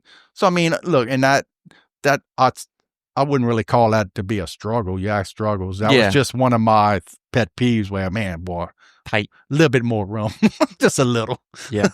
I mean, even before we opened the new market in 23, being in it, even with how many employees y'all had? Oh, 17? 22. I don't know where y'all put them. Whew. I mean, you're on top of each other. Yeah, to me, that would be tough for me. Honestly, that would be tough for me. You couldn't fit another box of meat in here. Yeah. Y'all were busting out. Raw or made. No, I know. There's just nowhere to put it. And then the internet business. Yeah. That was always... It was that took off. Yeah, this right here was... Even when I was still here, the internet, the shipping business was like, we ain't had nowhere to... We just made a hole in that little... I call it the middle room. And we'd throw it in there and... We just, wherever we could find a hole. Yeah, wherever you could put a box, you put a box and you stack another box on top till it touches the ceiling. But yeah, that's how it was. Even with the expansion, it's still like just need more room. You know, just freezer space. Daddy always said, build it bigger than you think you need it, or if you're going to buy something, get it bigger than you think you need. Yeah. And I think I remember Cleve always telling me when he bought that or had that boudin pot made, that's not your average pot. Oh, yeah, it's a big pot. And Mr. Cleve's like, boo. He always called him boo. Boo, you crazy? What you going to do with that? And that's what Cleve was saying. And now he sees why. And then we fill it to the brim. We fill it to the brim 2-3 times a week during the holidays. Yep. Huh? And that's every 2 days. That's incredible. That's insane. 1,000 pounds. It's insane. People can't realize exactly how much that is. They don't know. I mean, it's a small swimming pool. They don't know. It's a black iron swimming pool. Yeah. Hot tub. Anyway. Yeah. All right. So in 05 is when you left here. Yes. At this time, you already had all your plans for the smokehouse? Not a bit. Not a bit? No, or nothing. Yeah. Yeah, that's a mistake I made. I should have stuck around at least till I should have had the plans. At least that, if not having it fully built and ready to go. Because I took a little hiatus there without any income, and that was probably one of the biggest mistakes I ever made in my life. Yeah. I mean, but I can't go back now. So that was tough. But so I knew what I wanted to do. Even when you left? When Donald came to me one day, just offered to buy me out, and I think he just hit me at the right time. And you were just that's ready. One thing me and Donald never clicked on too much was, and I thought he always did, but I always wanted to expand, if not another meat market just like this somewhere, or wholesale, which I kind of was leaning that way, which wasn't the best idea either. But I always thought we'd get as far. We even bought property to do it, and we would get close, and he would always get cold feet, or there's something he didn't like, and he wouldn't commit to it. So, and that went on. I was like, oh, well, Yeah. And then I think I was 42 at the time when he offered to buy me out, and I started thinking, I said, man, if I don't do it now, at my age, I probably never will. We were kind of butting heads at the time. So I went ahead and went with it, And so I went with it. And from that day, December, the last day of the year, and then when I walked out of here, and that's when I just started on all my plans, and it took a few years. It took a couple of years, 2.5 years at least. I think the same guy who built y'all place built mine, Ray. Yeah. Baudouin? Yeah. Nice guy. Yeah. Super. I mean, and what's his son? Bo. Good people. They are freaking awesome. Good people. I don't see them no more. They're awesome. You ever see them? Every now and then. I know they got a place in Grand Isle. But they still help us out. They still, if we have a question for them, they'll good. come take a look at something. But. So got out of here and started on. I'm like, okay, well, how do you start building a meat market? I'm out in my yard with a tape measure, just seeing how big I think I needed, first of all, and it wasn't big enough. But anyway, the good Lord works in mysterious ways, and here I am 20 years later, still there. Your plan was to go the wholesale route? Yeah, my plan didn't hold up that long. But so that was the exclusive. What you wanted. That's what I wanted. Yeah. I wanted exclusively wholesale, because I never really wanted to compete with Donald right down the road like that. But things happened, and I had to kind of do it. What happened was I wasn't doing well at all. Anybody can tell you that. So, but what happened was people kept walking in, wanting to know what I sell. What you got? What you got? So I'm like, shoot, I said, I'm missing out here. I guess maybe I need to do a little retail. And that's when I busted that hole in the front and put the doors. Right, because you didn't have an entry door. No, I didn't. I did have the roll-up door. That's where I had, I was able to take receiving, unload trucks or whatnot. So I just put glass doors there and I opened retail. And that's exactly how that started, because people were coming in and I wasn't doing well. I said, I got to try something. I got to do something. Yeah. I was going to lose everything. So I did that and started trying to do a few different things, to not compete with Donald. I did the stuffed chickens and bread. And of course, we always had the steaks and all. And you got to have that, ground meat and hamburgers. But yeah, so and for some reason, I built a tremendous deer processing business. Yeah. Yeah, that's a big part of it. And that's what really holds us up pretty much for the year. That's honestly. That's a ton of people. We do a lot, And I know we do a ton, and I know y'all do more than we do. We do a lot of that, and that's one thing that's been a blessing. I mean, that's really held me up, through the year, because summers are so slow. Like y'all know, it's always been summer times in a meat market for some reason just ain't. Yeah, it ain't great. Yeah, it's weird how that is. A lot of people think, oh, summer, man, people grilling. No, people ain't grilling in the summer. You grilling in the winter, in the fall, on football. On TV, they grill in the summer. Yeah, in the mountains of Montana. Yeah. Not here. No. You got to be crazy. We eating snowballs in the summer. Yeah. Do you remember who's your first, like, wholesale customer or like, good deal? Yeah. The first time you're like, my first, nailed it. I'd have to go with Mr. Paul Nealing. He was just a distributor of snacks, and just got with him, and he was I guess if you want to know, my first one. Yeah. He was big enough. He was getting a few 100 pounds a week. Right. And that was good, and he was steady. It was steady, but I never knew, but there's such a thing as distributor wars. Did you know that? Where they kind of fight for your business? They would fight amongst each other. If you go in their store and try to sell the same product, that's a problem. And boy, I didn't know that until I was in the middle of it, and like, oh, and they would get me involved. Like, hold on, man.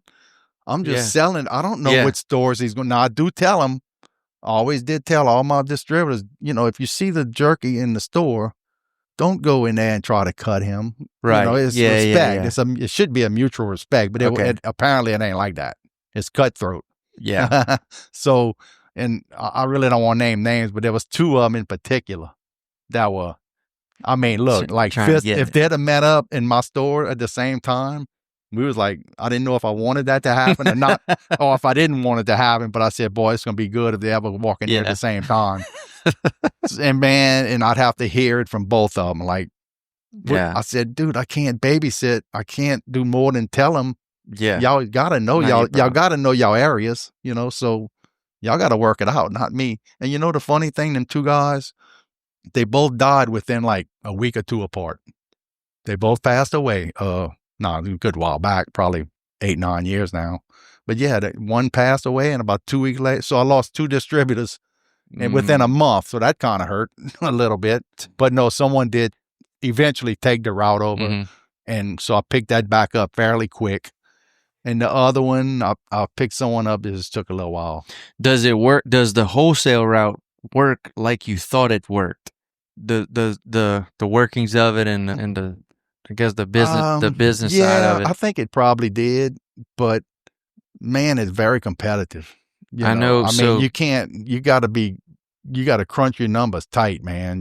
Because you got the middleman. got to make money. I got to make money. And then the final store got to make money. So you got three hands in it. Well, the other thing is the commitment that it is to make a deal is nothing like a deal across the counter where it's one time. You come back tomorrow, my price can be different, and that's okay. Yeah. But when you make a deal wholesale, you really prices, got to nail it. You got to, like, if you need a price increase, like when we get our meat from our wholesales, we don't get a warning. No. Right? Right. Well, these guys, you know, you got to give them like 2-3 weeks, for a month sometimes. Hey, look, we're going to have a price increase. And that's just the way it is. And that was tough. But like, you know, like like I didn't think about, you know, you got three hands in the pot to make, like y'all retail, that's a final sale. That's a final point of sale. Where me, I'm selling, okay, now he's going to go sell it to somebody who's going to sell it again. Yeah. So now you see the jerky on the shelf for $12, $15 a pack. I'm like, oh no, you know, a little small pack, not a big pack. Right. I'm like, oh my God. But it's out of your hands at that point. They buying it. Yeah. They're still buying it. The man. But so you gotta another part I know was a big difference is dealing with the USDA. Oh my God. And just that was tough. The extra stress of that, you know, so a lot. So yeah, if you distributing wholesale, you have to have a U.S. or state or U.S. inspection. Yeah. So state being if you want to just sell inside your state of Louisiana, that would be state. I went federal. That way you can go outside of Louisiana. Yeah. I said, why just stop at the state line? So I did federal, which is USDA. But that means you have to have an inspector on site. Well, they have like an office, right? Oh yeah, you got to build them an office. You build them a nice office, a minimum size. They tell you how big it got to be. And what do they do? There, not much. They don't do much. Not much. It's a lot of paperwork. But you have to. That's the only way to do it. You have to do it. It's a lot of paperwork. Oh, Shane, it's a lot of log keeping, time and temperatures, and I had to learn a lot. Like when I started looking into it, I said, man, I thought I knew something about jerky, which we do, but not according to them. Not the way they want you to know it. You know, they want you to apply humidity to it. And it doesn't seem like that would be right to apply humidity to something that's drying. But it's some case they had, I think, in New Mexico in the mountains when a high elevation, someone got sick from botulism. And it has to do with the elevation and the humidity. Anyway, it's a mess. So, I mean, I worked through all that. I had to trying to tweak my smokehouses out. It's hard enough to get that even close. Mm-hmm. So that's just one thing. But yeah, that was a trick. That was hard. Right. And it's an uncontrollable. It's something you just cannot. And then you can get bad inspectors and it could absolutely ruin your life. You know. Mm-hmm. Yeah. I had some pretty bad experiences with that. Mm-hmm. I could tell you one right quick. And there's nothing you can do. There's nothing I can do. You know, I'm fighting the federal government. So just for instance, just one that stands out and that still irks me today. We have in deer snack sticks, the deer sticks, pre-packed. They already vacuum packed. We was in the packing room and we had jerky. We had unloaded some jerky and we not cutting jerky or packing jerky or nothing. It was in the lugs about 15 feet away from the deer sticks that are pre-packed, already vacuum packed, clean as a whistle. Beef jerky on the other table across the room. That inspector came in there and what we was doing was taking the deer sticks and boxing them, putting them in their ice chest or in their bag for the customer. Okay. When the inspector comes in there and sees me doing that while they had beef jerky on that other table and made me throw all of that away. Wrote me an NR and made me pour ink on it. Well, appeal. I appealed it. Okay. Because I said, no, this is ridiculous. You have a right to appeal. You can say no. You can appeal anything they do. Mm-hmm. And then they review it. They might call in someone else. So the jerky stayed there. The deer stick stayed here. I said, no, we ain't throwing nothing away. I'm appealing this. Call it your boss, get him over here. Well, you never win. So anyway, I lost that. So the next day, I'm like, okay, here's $1,200 of jerky.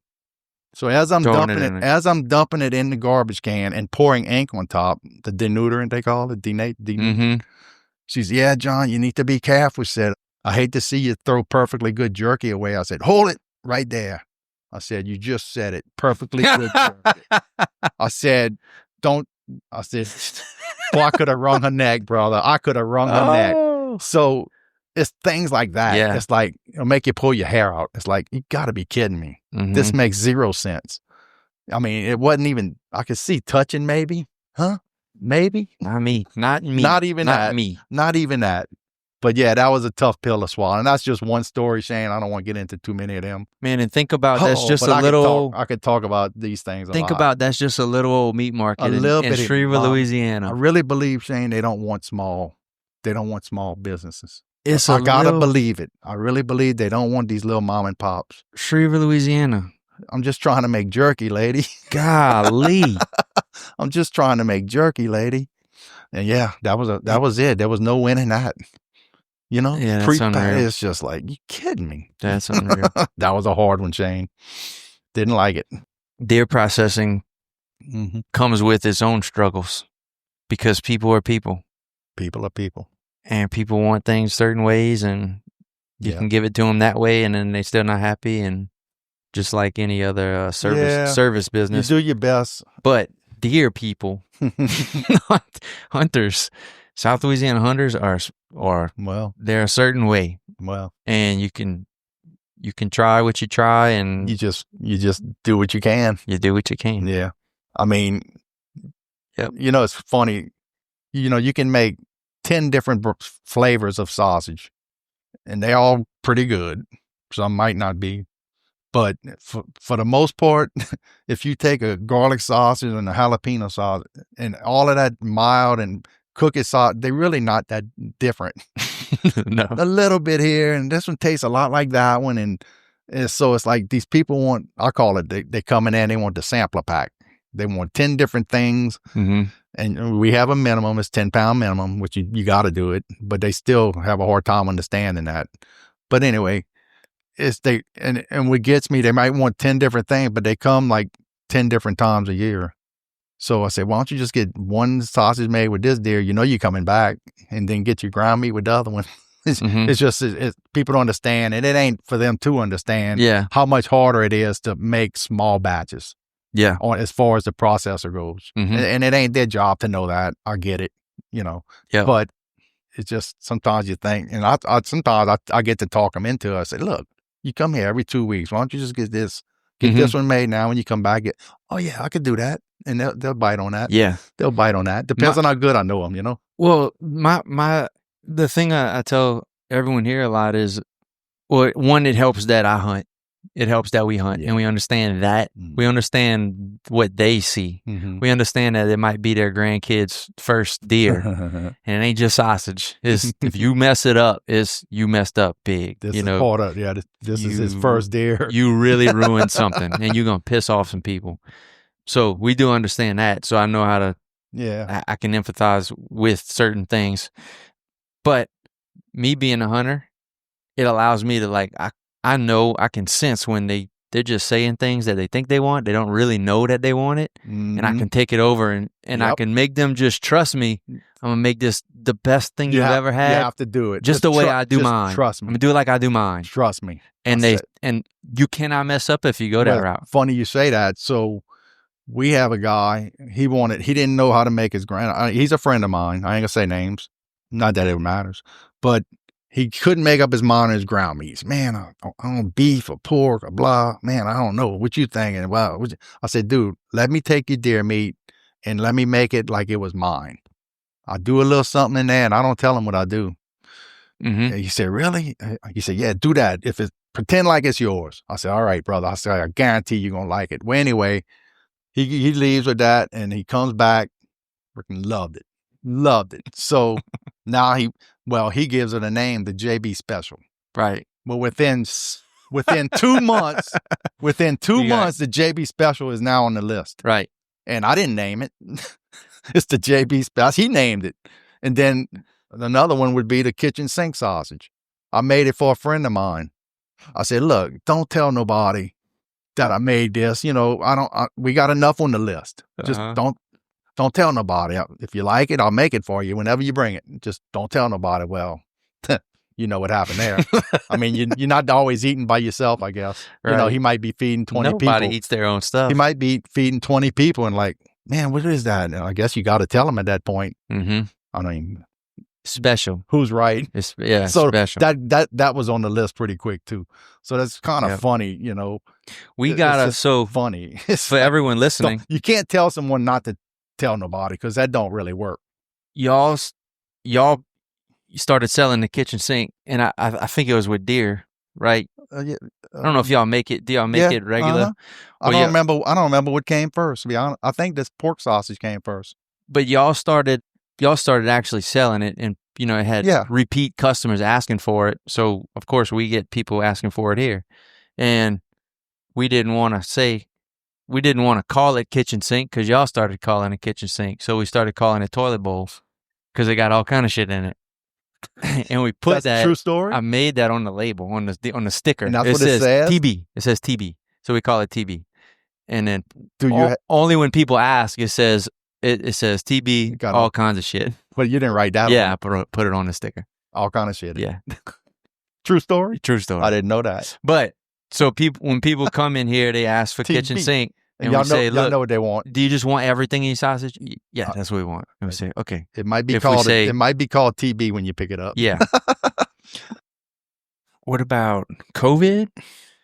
And then what about the hurricane? Yeah. Ida. What was COVID like for y'all over there? COVID? I don't think it was as bad as, not like, you know, when you're a food place, it's a necessity, what they call essential business for one. I know we had trouble getting a few things, but we managed. Well, getting product wasn't great. What about for your wholesale side? Wholesale, were they like? No, it didn't affect it. Just kept flowing. And Shane, you know, my retail business is nothing like this. Mm-hmm. You know, I get a few people in there. Let's see, when's the hurricanes? Around August, September. Mm-hmm. So we're not the busiest place in the world to start with. Mm-hmm. So we might have lost a little on the retail end, but I don't remember it being terrible. Yeah, I really don't. Now, hurricanes, you know, it's funny. Let's talk about hurricanes again. So I'm going to back up to 2008 when I opened my business. Was it Gustav? Hurricanes were coming in twos. Yeah. We had Katrina and Rita. That was a knockout. Now, Katrina didn't do much here, but Rita, and I always can go back to my camp and buy a decad because, you know, when you flood, you tend to not forget the damage at a camp. Yeah. And here in Shreveport, well, you might have a little trees down, but nothing that stands out as long as your building's intact. But anyway, so 2008, I just opened my door. I mean, I'm not open a month. 2 months, Gustav shows up. Boom. My power pole in front of the shop falls over. Pow. So I'm out. And it takes a long time. Thank God the bank worked with me for this event. Right. Believe me, it was not good. So it's hard enough to open a business, but now I'm knocked out. I'm done. I'm out. Mm-hmm. No power, no generator. At that time, I do have one now. So what I'm going to do? Nothing I can do. Nothing. So loss, I guess, I'm going far for me to remember, but I'm sure I lost product, lost a good bit of stuff there, had insurance. So they put the pole back up finally. And then there was another one right after that. It gets knocked down again. The same pole. The same pole that they didn't do such a great job. I bet. Putting it up. God. So I just restocked my place. I'm full of stuff now. And it happens again. Dude, you talk about a test. Right. A test on the human person. Man, look, you talk about shaking. I was shaking for a while with that one. And look, Logan and them was just 10 years old at this time. I still had 4 kids at home. Mm-hmm. And it was like, oh my God, what did I do? You and Aunt Leela were working together from the start. Was she in there? She was in there, yeah. She, like, from the very get-go, like, mostly she was QuickBooks, she was computer, and she did the payroll, and she would do deposits and a lot of the office stuff. And she would go in the back and get her hands dirty too, until I found enough good people, you know. So that didn't last that long. Plus, it wasn't every day. we wasn't working, but maybe we in just wholesale. I wasn't open to the public. So when we didn't have work, well, I just sat by the phone and called, tried to get something to happen. Yeah. So, yeah, it might have just been 3 days a week, that I really needed her. And then once I had Melvin came along and I started getting some pretty decent employees, she could just do paperwork at that point. She would just do deposits, payroll, and QuickBooks stuff, whatever I needed. So the storm. So you was asking about COVID, wasn't that big a deal. Ida wasn't. Let's see. I didn't have any damage. I did have one awning. My cover blew off that cooler I added towards Doug's side, Doug's refrigeration. That awning blew off, and that's pretty much the only damage I had. I had a generator at the time, so that wasn't a problem. So yeah, not too bad. Not too bad. Well, that's the one upside of having 30 people here, is that when something happens, you got some help. You got help. You got help. That people come in on their days off. That's good. Nobody can contact anyone, and everyone just shows up. Boy, that's that's a blessing. Beat that. That's a blessing. Beat that. Yeah. I mean, you gotta love that. Yeah. So I was lucky with, no real damage other than that awning, and that wasn't nothing I needed to have right away. Yeah.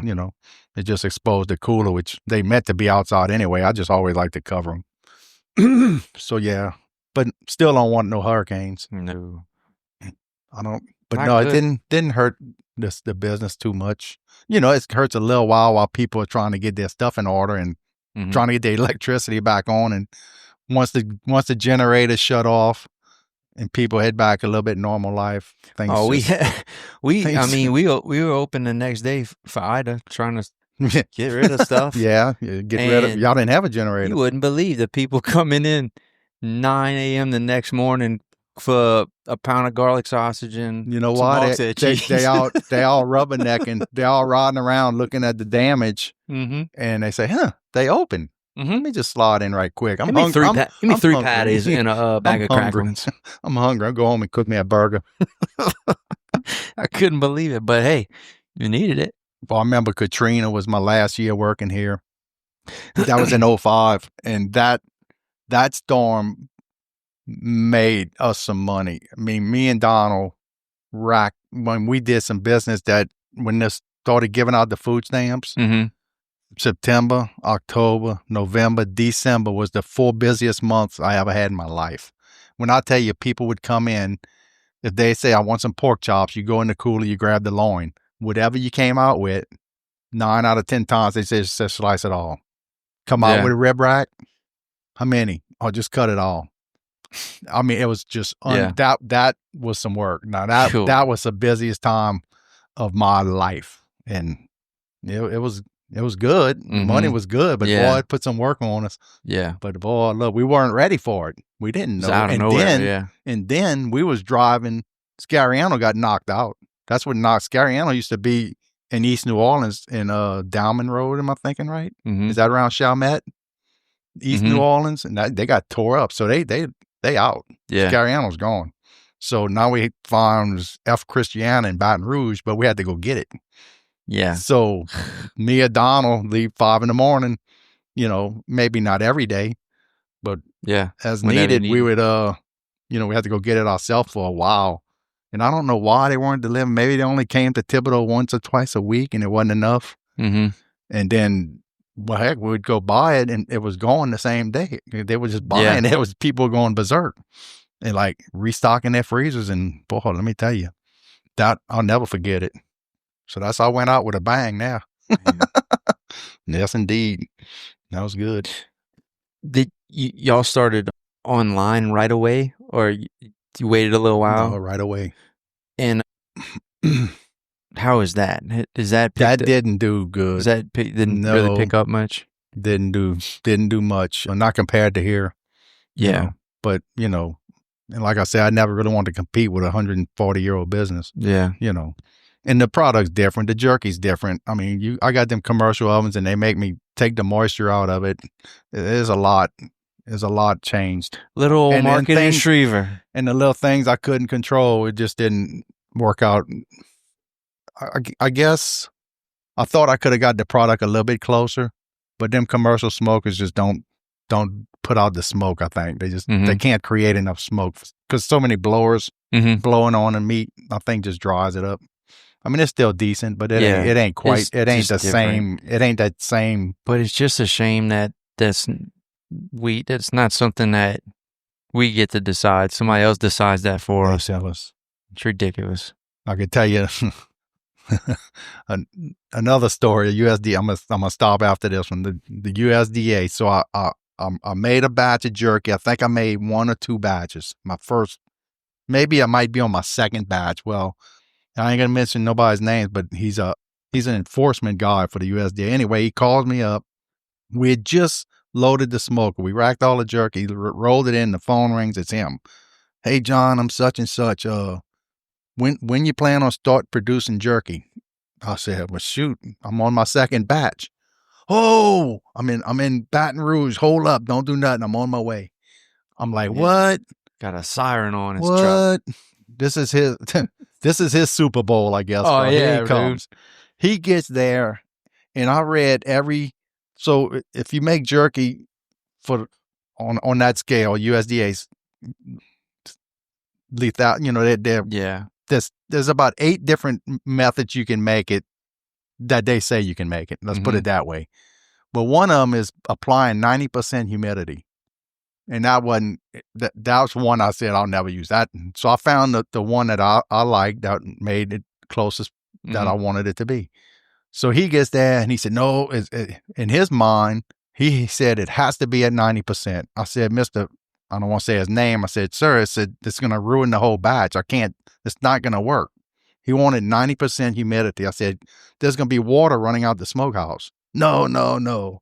Well, he made me do it, dude. I was so mad. I sent all my people home. I said, y'all just go. I'm going to deal with this.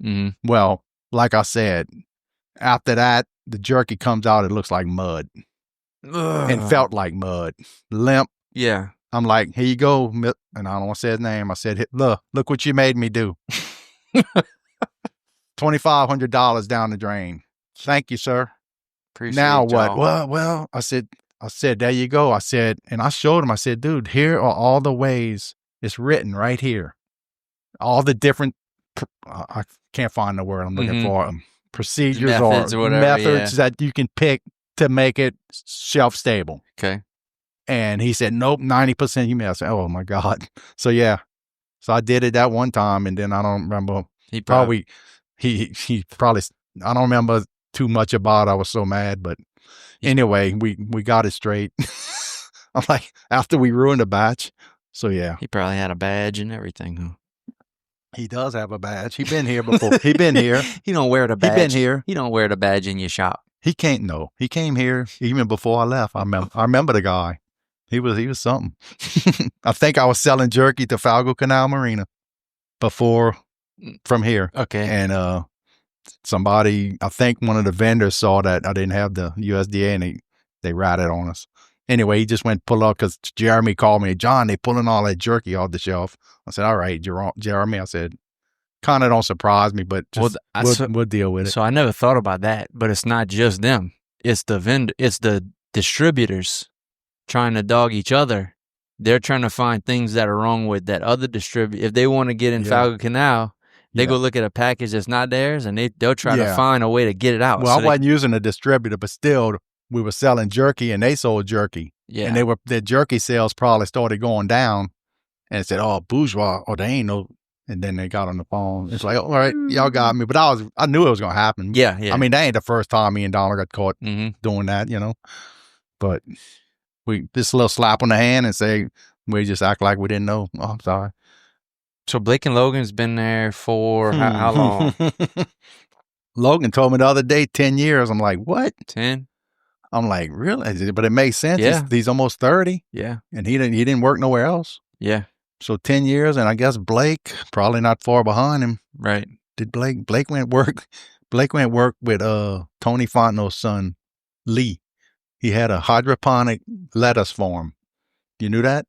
On 311. Yeah. So Blake went there for a little while, but he stayed maybe not even a year. And then I think he might have came to me right after that. So Blake Blake's probably 8 years as well, 7, 8 years. So now, kind of like me and Donald, you know, did they you kind give them of they grew up in it. You know? Did you give them the pawpaw treatment when you left? Did you say, "Here you go, figure it out"? I mean, but I mean, it ain't like they didn't know what they were doing. Yeah. I mean, just like that. I mean, we were doing it. Yeah. Pretty much, we were doing it anyway, and they were kind of doing it because I was starting to disappear on purpose a little more just to see if they would, you know, what they would do, and it went well, and they were ready for me to go. They was ready, and I was ready. And then any other Mallory ever involved? No. Amber? No. Amber actually came help right when I opened. I think Amber came help a few days. Came a little while. Let's see. That have made her probably right out of high school. Yeah, she probably nothing full time. Yeah. Just kind of as needed. Like, okay, man, Amber, can you come in maybe a few hours today? Yeah. Mainly just to pack because packing takes a long time. So Amber a little bit. Mallory, I don't remember Mallory ever doing nothing. And then Didn't really need her. Oh shit! Your oldest grandkid is in college. She's in Nichols. She just moved in. She moved in the dorm. Isabella's in Nichols at the dorm. She that's crazy. Saturday we went. She wanted us to go see her little place. First time I ever been in a dorm. I said, "Ooh, they're small." I said, "But it's all you need. You got a desk, a TV, and a bed. That's wild. And a bathroom." She's in college. She got a roommate. Yeah, that's crazy, huh? Very crazy. Good kid. All right. Where do you see the meat business, the meat industry headed? Okay, you meaning in meat general, market in the world, small meat market business or beef industry? Beef industry. I hate to say it, but I don't think the prices are going to come down. I don't. And if you can believe, they don't have to. And if you could believe what you read, that there's fewer cattle being grown here. Yeah. And that's a problem. Yeah. That's a problem. I don't like it. I mean, I'd rather see it the other way. I wish we had more cattle. Mm-hmm. But more land's being developed. And I don't know that's it. I don't know if people just don't want to do it. Well, do people not want to do it? Shit. I mean, if there was no one watching over your shoulder and you're a little farm in Raceland, right? And you didn't have someone all in your business and telling you what to do, I bet a lot of these families would have kept their farms. That's a fact. That's what makes me mad. That needs to be fixed. And unfortunately, I don't see it. But there's too many regulations, and I don't want to get into politics, but the regulations is out of control, and you know it. I mean, it's just you can't do anything without having to either buy a permit or get permission, or pay somebody's brother-in-law. And then how long you going to wait to get the permission to go ahead? You know, just permits is a problem. Permits is a problem. Yeah. So the beef industry, unfortunately, I just don't think the prices will come down like we hoping. Until we can get more cattle raised here. It's crazy to see the difference. You saw a very big difference, man. And Paul, I wanted to say, yeah, Pawpaw saw a huge difference, but I don't know that he understood what he sees when he looked at it. Let's say when he was 95. Yeah, I don't know that he understands what he was looking at to really see the difference. I think me and Donald saw a big difference. I think y'all saw a big difference. So, you saw the slaughtering. This is what shocked me. And salt and hides. This is what shocked me. And this just happened about a month ago. Bo called me, and it was for something minor. Anyway, we just started talking, and we was talking about the new shop y'all got. And I said, Bo, is that true? Y'all don't sell like cut meat over there, like beef chops and stuff. I'm like, is that true? He said, yeah. I said, what? There's no way. I said, how is that possible? He said, people don't buy that no more. He wasn't lying to me, huh? I mean, dude, we used to sell so much meat like that, beef chops and gravy steaks. And he said, it's not. It is a dying thing. I mean, dude, I'm like, I was shocked. I mean, when he told me that, I was utterly shocked. Because Logan had mentioned it to me. I really didn't believe him. Yeah, it's a dying thing. And I was heartbroken, dude. I was like, dude, how is that even real? Well, if we stop, we still do it here. And I say it's popular. It's not. We might go through a calf a week. Wow, Do you know what I mean? Dude, That's not a lot of makes meat. no sense That's to not me. a lot of meat. Compared to, because I was here. Right. When we was doing 7 head a week. That's just to sell out the front door. And then we had a few people that would raise their own. Yeah. So we was able to cut them.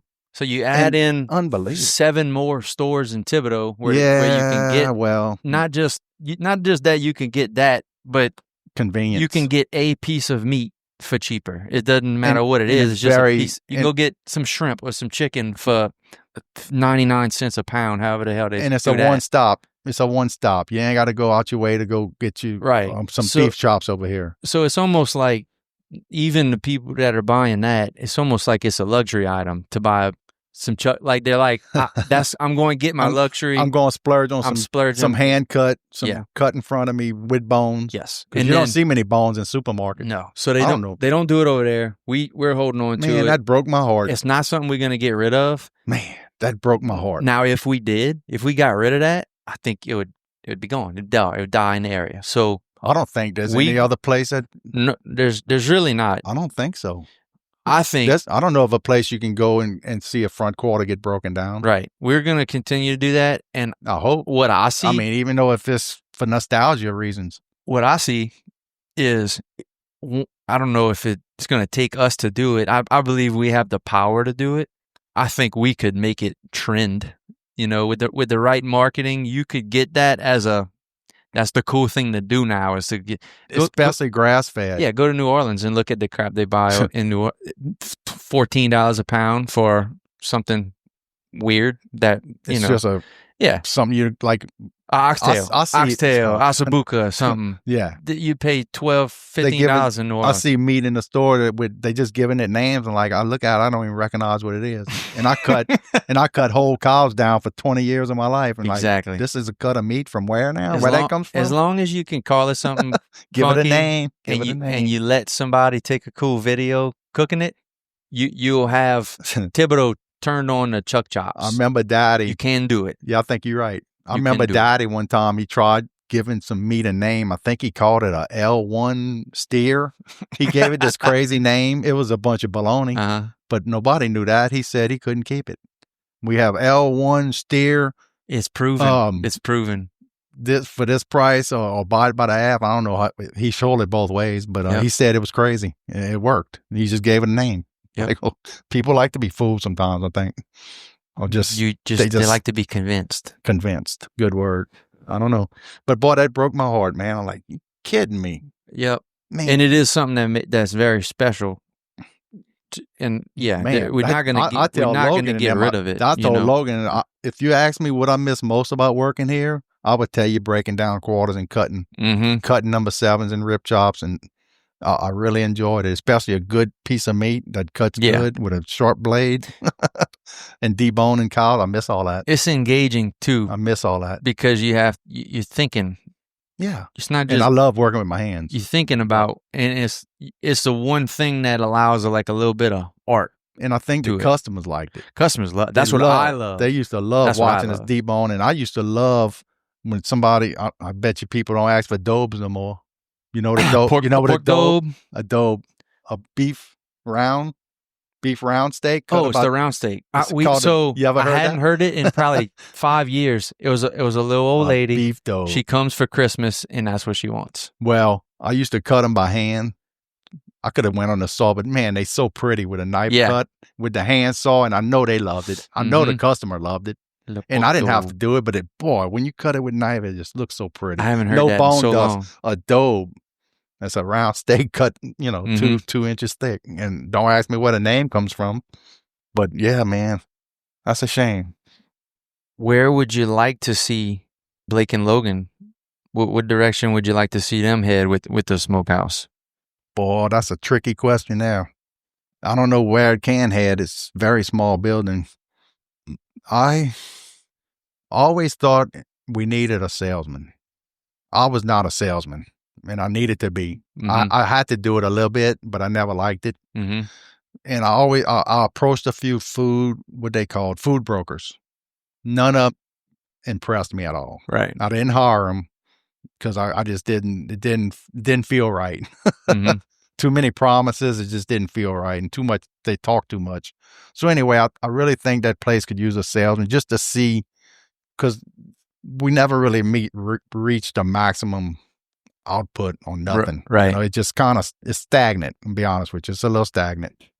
And somebody to do a little convincing, just to see if they can stir up some sales, because it's a wide open place. It ain't, you know, we just basically local. We're not really selling much out of state. I mean, I wonder what can happen if you would send someone out to.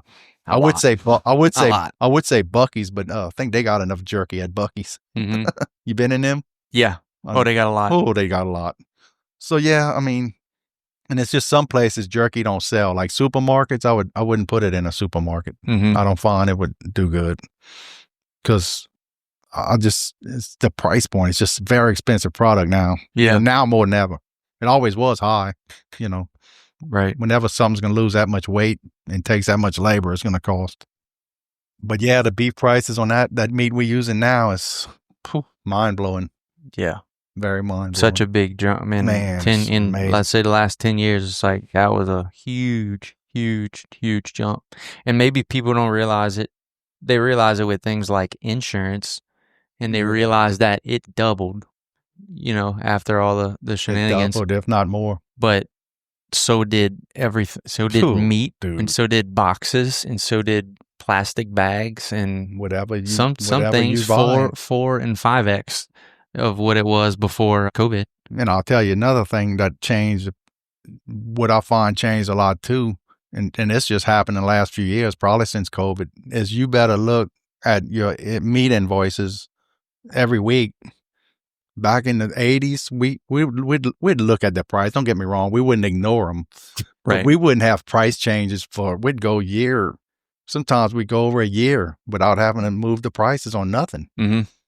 I can't say nothing. I'm sure something somewhere, but for the most part, it was smooth. It was okay. The prices are holding steady, you know, and sometimes they'd go up in the summer. Pork prices would go up in the summer, but not bad enough to make you do anything. But now, if you don't check your price, because I think I slipped up once by kind of sleeping on the job there. I wasn't checking out the price of some things. I'm like, holy moly, look what I'm doing here. Boom. I gotta make some changes here. So that, to me, that's one thing that has changed a lot. You better check your numbers. You know, you're going to be losing out. And it's a shame. I mean, you either go up or you go out of business. I mean, you can't feel bad about it. You don't want to go up, but you see that out or shut the doors, you know, and hopefully people understand, you know, you're not going up because everybody wants to make money, but you're not going up because you want to get a new truck. You're going up because you got to go up, you know. And you, as much as you would want to, and I think we used to be able to do it a lot more, is, all right, we'll eat the loss for 4 months. We know it's going to come back, and we're going to be okay. Now I'm not so sure it's coming back. Well, it'll come back down. I don't think it will. The other thing is like, all right, if we do that, that's pretty generous, and that could do a lot for the community, but no one else is doing it. They ain't doing it. And it ain't gonna pay the bills either for long. You might get away for a little while. Yeah. But man, it's hard, you know. It's tough. Yep. That's a big change, I do notice. Yep. All right. Anything left to pass down for let's say Blake and Logan, as far as continuing to run that place and watch it grow, as far as advice, and let's say maybe relationship, their relationship. Yeah, well, that worries me too. But man, they seem to be getting along well. Yeah, I always wondered. That. It's always gonna be something. I mean, it don't have to be siblings either. It might be harder being siblings and running something together. It probably is, but it's never easy with a partner. I mean, there's good times and bad, and there's good and bad, you know, both the ups and downs, you know. But I mean, I hope they can do it. I mean, it's small place, you know. It's not like it's a huge business. Say, okay, you go run this department. It's just I may not see you till close. I may not see you till Friday. You run in this department, I'll be in this department. It's not like that. I mean, it's you working together. You're together. Yeah. So far so good. As advice wise, I mean, they got a long run to go. Yeah, maybe they can. Both young. Maybe they can find something another little business or something they can maybe run together, and one take one and the other take the other. That's why I always thought maybe me and Donald would have opened something. It could have separated us a little bit, you know, in that way. Okay, you take care of this one, I'll take care of that one. We're out each other's hair. But that doesn't eliminate every problem. You're still going to have problems and things you think that might not be right. So, about it. All right. Well, this is awesome. This is really good. I think the next thing we need to do one day is do this at the camp and tell some camp stories. We take the card,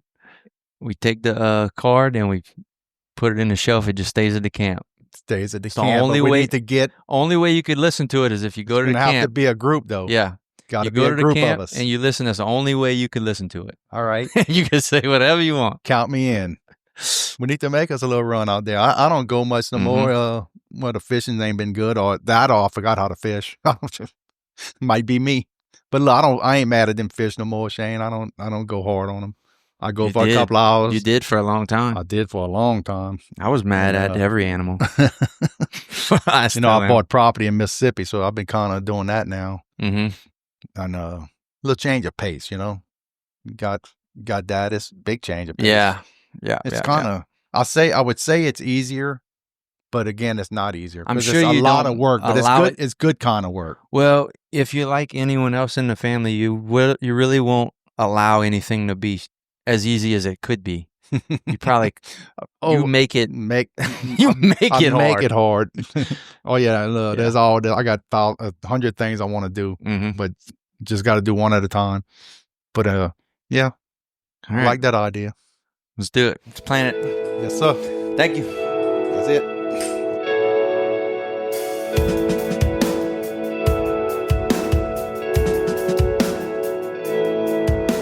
All right, that's it for this episode of the Miracles of Meat podcast. We ask that you share it with at least one person in your life that you think needs to hear it. If you got a little something from it, you got some little goose pimples, or it just gave you some feel goods, send it to someone else. Let them feel that too. And if you loved it, please leave us a 5-star review. That'll really help out. And if you only loved it like 4 stars worth, please do not leave a review. Same thing with the 1 through 3. Not interested in any of those, only 5 stars. If you have any personal questions or comments about the episode, shoot them over to Bourgeois Meat Market on Facebook or Instagram, and we'll reach back out. And if you have any ideas for any cool future guests, please shoot those over too. We're always interested in hearing who else is out there and what kind of cool stories we might be able to bring into this place. See you next time. Thanks for listening.